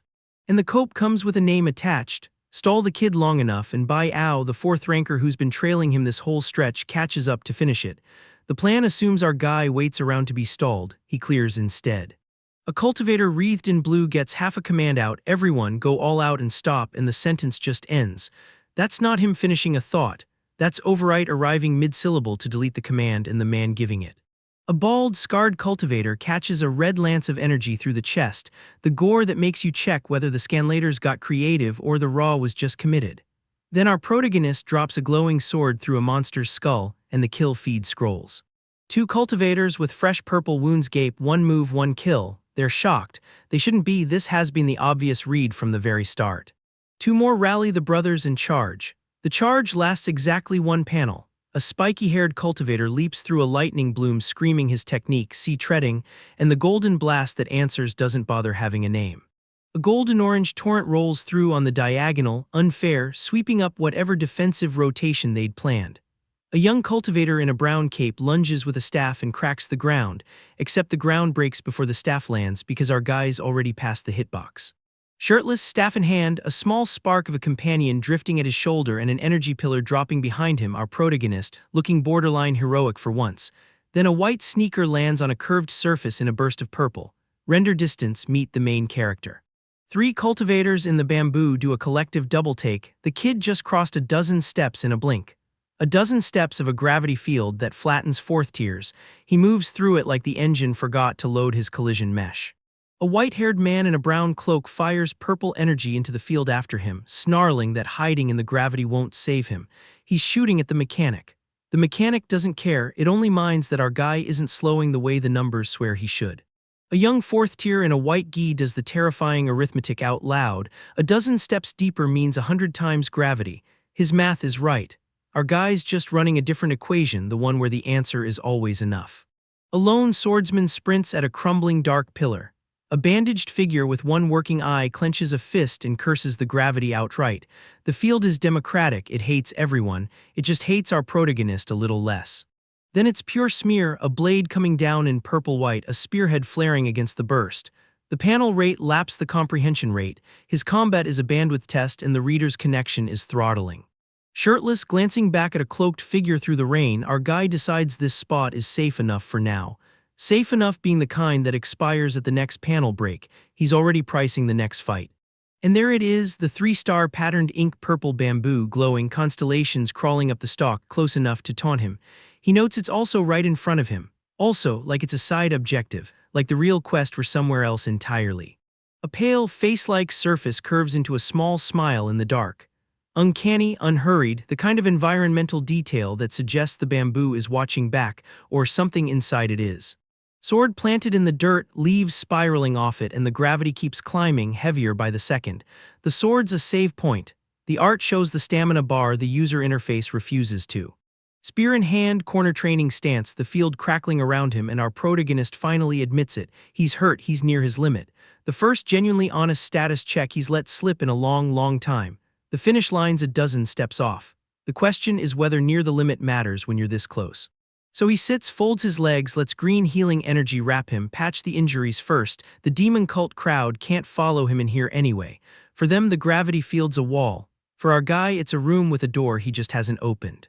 Two onlookers watch him meditate in the glow and either miss the point or nail it. He's a dozen steps from the ink purple bamboo. They're watching the any % route, the skip that shouldn't exist. A man in purple robes starts delegating, get Lin Chen and the others here, combine forces, put the kid down, do not let him walk out. Because that divine artifact is probably inside the bamboo, and if our protagonist reaches it first, every one of them is dead. The artifact's a maybe, he's a certainty. So he sits and meditates, green light knitting him back together a dozen steps from the prize, Bai Ao closing in, Lin Chen's squad inbound. It's a race now, the healing has to finish before they arrive. Corner training, stance, overwrite, gravity optional, and the one stat he can't brute force counting down on him. A winged man sprawls face up, a black feather buried in his throat, mouth still open on a scream that never finished. Somebody put it there and the demon cult is about to start counting bodies, with the math pointing at one teenager. 3 scouts stand over the corpse doing live threat assessment. Are the cultists hunting Su Hong or just the treasure? It's a false binary. In this genre, the protagonist is the treasure, he just hasn't hit the loot table yet. They sprint off with a worse theory forming. If Stargazing Lake is locked down and the martial artist base hasn't so much as twitched, maybe the base is in on it. Standard mid-arc paranoia, the kind that's always right 2 chapters too late.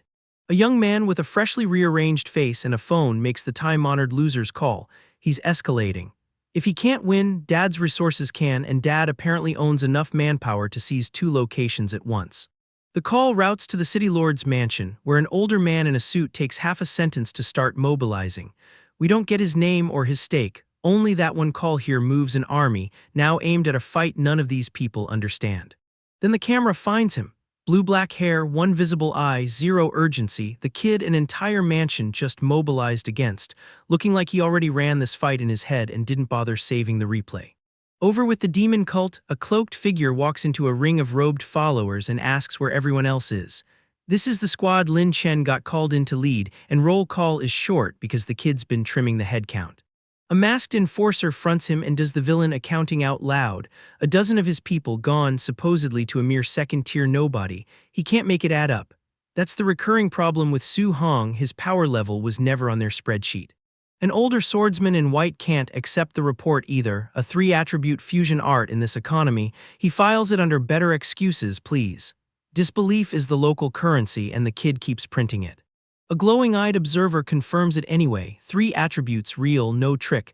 Correct data, wrong conclusion, they think they've found a rare technique. What they've actually found is a character creator with every slider jammed to max.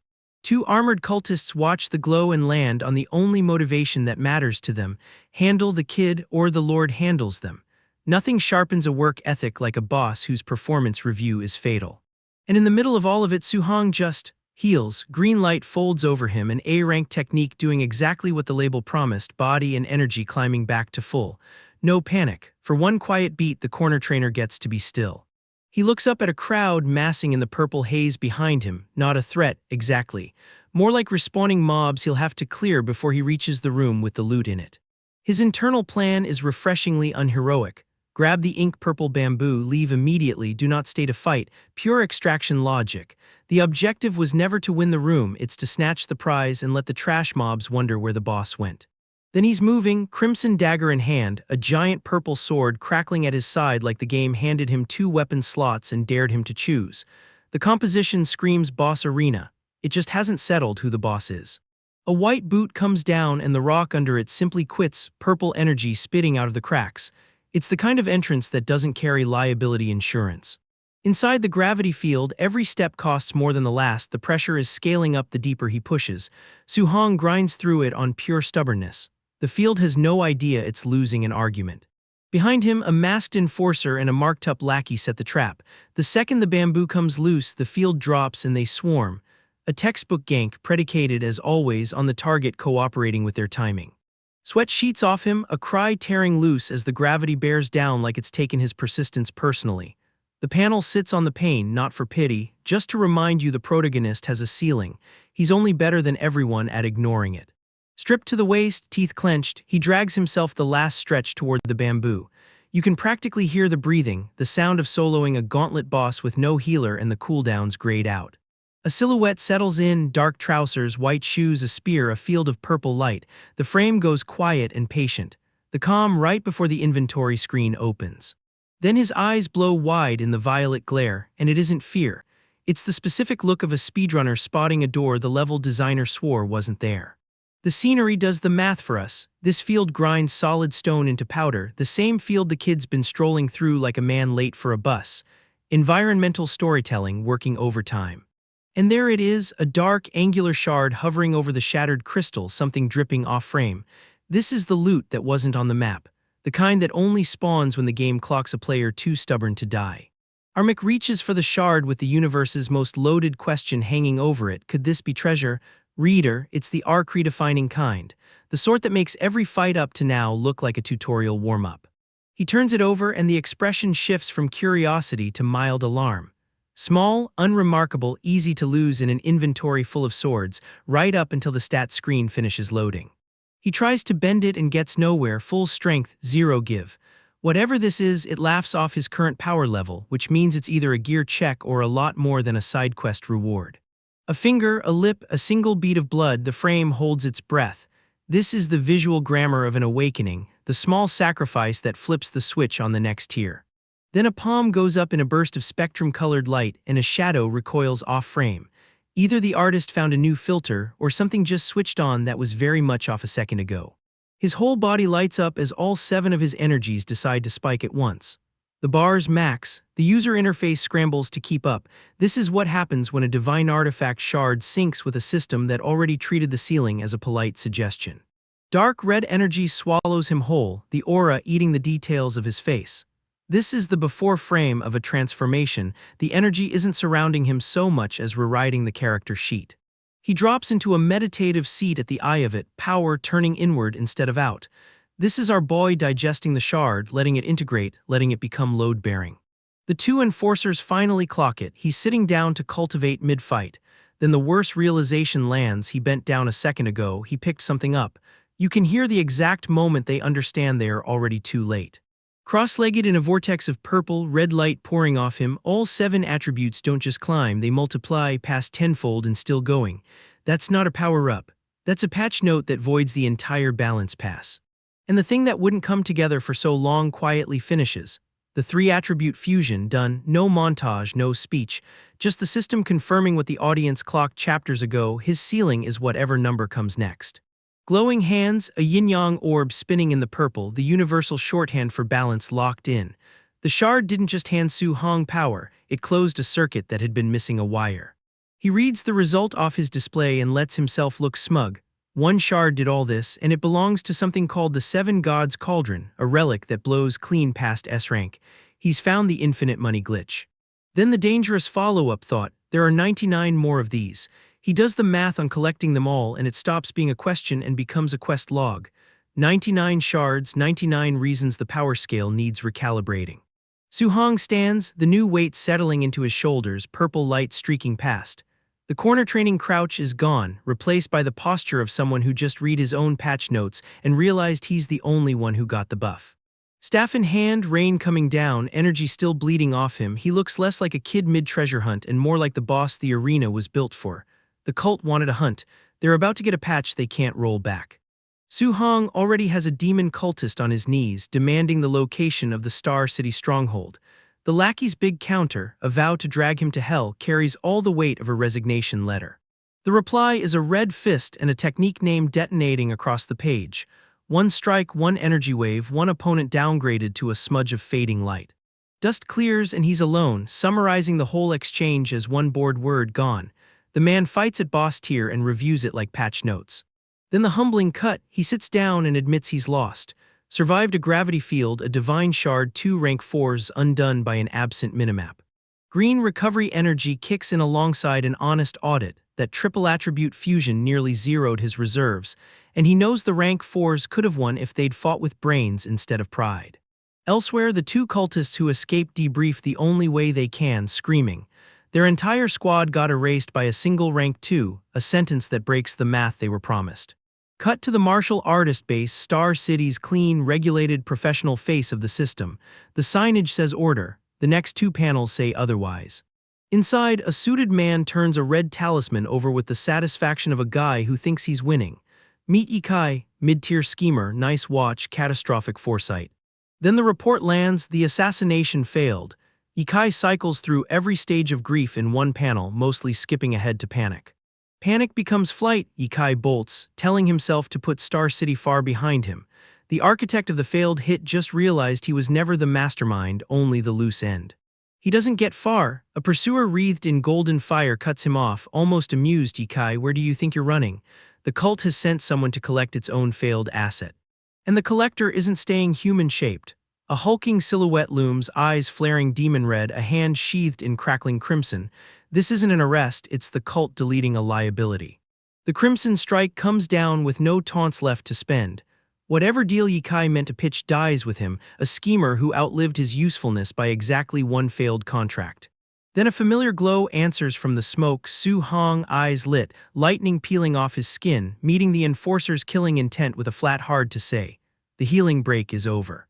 Staff blazing gold, he renovates the room with a single blast. Arriving late just means he gets to skip straight to the finisher. The demon enforcer eats all of it, bloodied and crackling, and signs off with one word aimed at Su-hong, monster. From a cult cleaner's point of view, fair. Aftermath in fast cuts. A burning skyline, our shirtless lead with his staff, a building on fire behind him as he strolls off. Property damage as character development. A crowd gathers the way crowds do at disasters, phones out. Black vehicles and a limousine seal the block while someone barks the order to encircle. The word ripples through them, it's the city lord here at last. An older man, gray-streaked and bearded in a formal suit, steps up, and notably he's not here to make an arrest. The bystanders are already drafting witness statements. Ikai deserved it, help the kid. Su-hong didn't just win the fight, he won the comment section. Then he debriefs his absurd luck, casually explaining how he walked off with the 3-star ink purple bamboo while an official's jaw unhinges. The city lord's response is the surprise, kindness. The city lord watches the city burn, orange glow catching his gray hair, wearing the specific exhaustion of the man who has to file the paperwork on a teenager's rampage. Somewhere darker, a glowing-eyed silhouette demands answers and gets a wall of fire instead. The cult's leadership is taking the loss with the grace of a flipped table. A 3-car convoy rolls through the rain, the city lord personally escorting Su-hong, who delivers his report with a smugness the older man cannot match. The full picture clicks. Ikai colluded with the demon cult to send rank 4s after him. The city lord's hand lands on his shoulder, the universal gesture of an adult deciding to own this problem. The warning is the practical kind. The next squad won't be rank 4 amateurs, it climbs to rank 6, even rank 7 grandmasters, a tier Su Hong can't brute force yet. Then the cryptic part, even a rank 7 won't manage to kill him. Said with total certainty, like the city lord knows a rule about Su Hong that Su Hong hasn't read yet. Back home, worried faces check him over all that blood. His answer is peak Su Hong, it's beast blood, he's fine, please stop fussing. Alone, he pulls up the stats screen, the status menu that quietly runs this whole world, and starts reading himself like a character sheet. The catch, he can't farm martial value while confined to the city. He spends a point anyway, and mental strength ticks to 501, a number the narration would like you to remember. He tests it on a glass of water and the water just lifts. Then it gets stranger, a drifting blue slime, a white-robed figure over glowing liquid. The system has menus he hasn't unlocked. Hard cut to the most dangerous location yet, school. A teacher scolds Chen Shan and Lai Tu for crashing the wrong class while students whisper about some genius. Su Hong strolls in, tracksuit on, bag over the shoulder, full civilian mode, the one disguise his enemies apparently saw coming. Because the hallway fills with red-eyed figures, one firing a laser from his eye, the whole school turning on him at once. His only question, why is the entire campus trying to kill him, and that's the cliffhanger.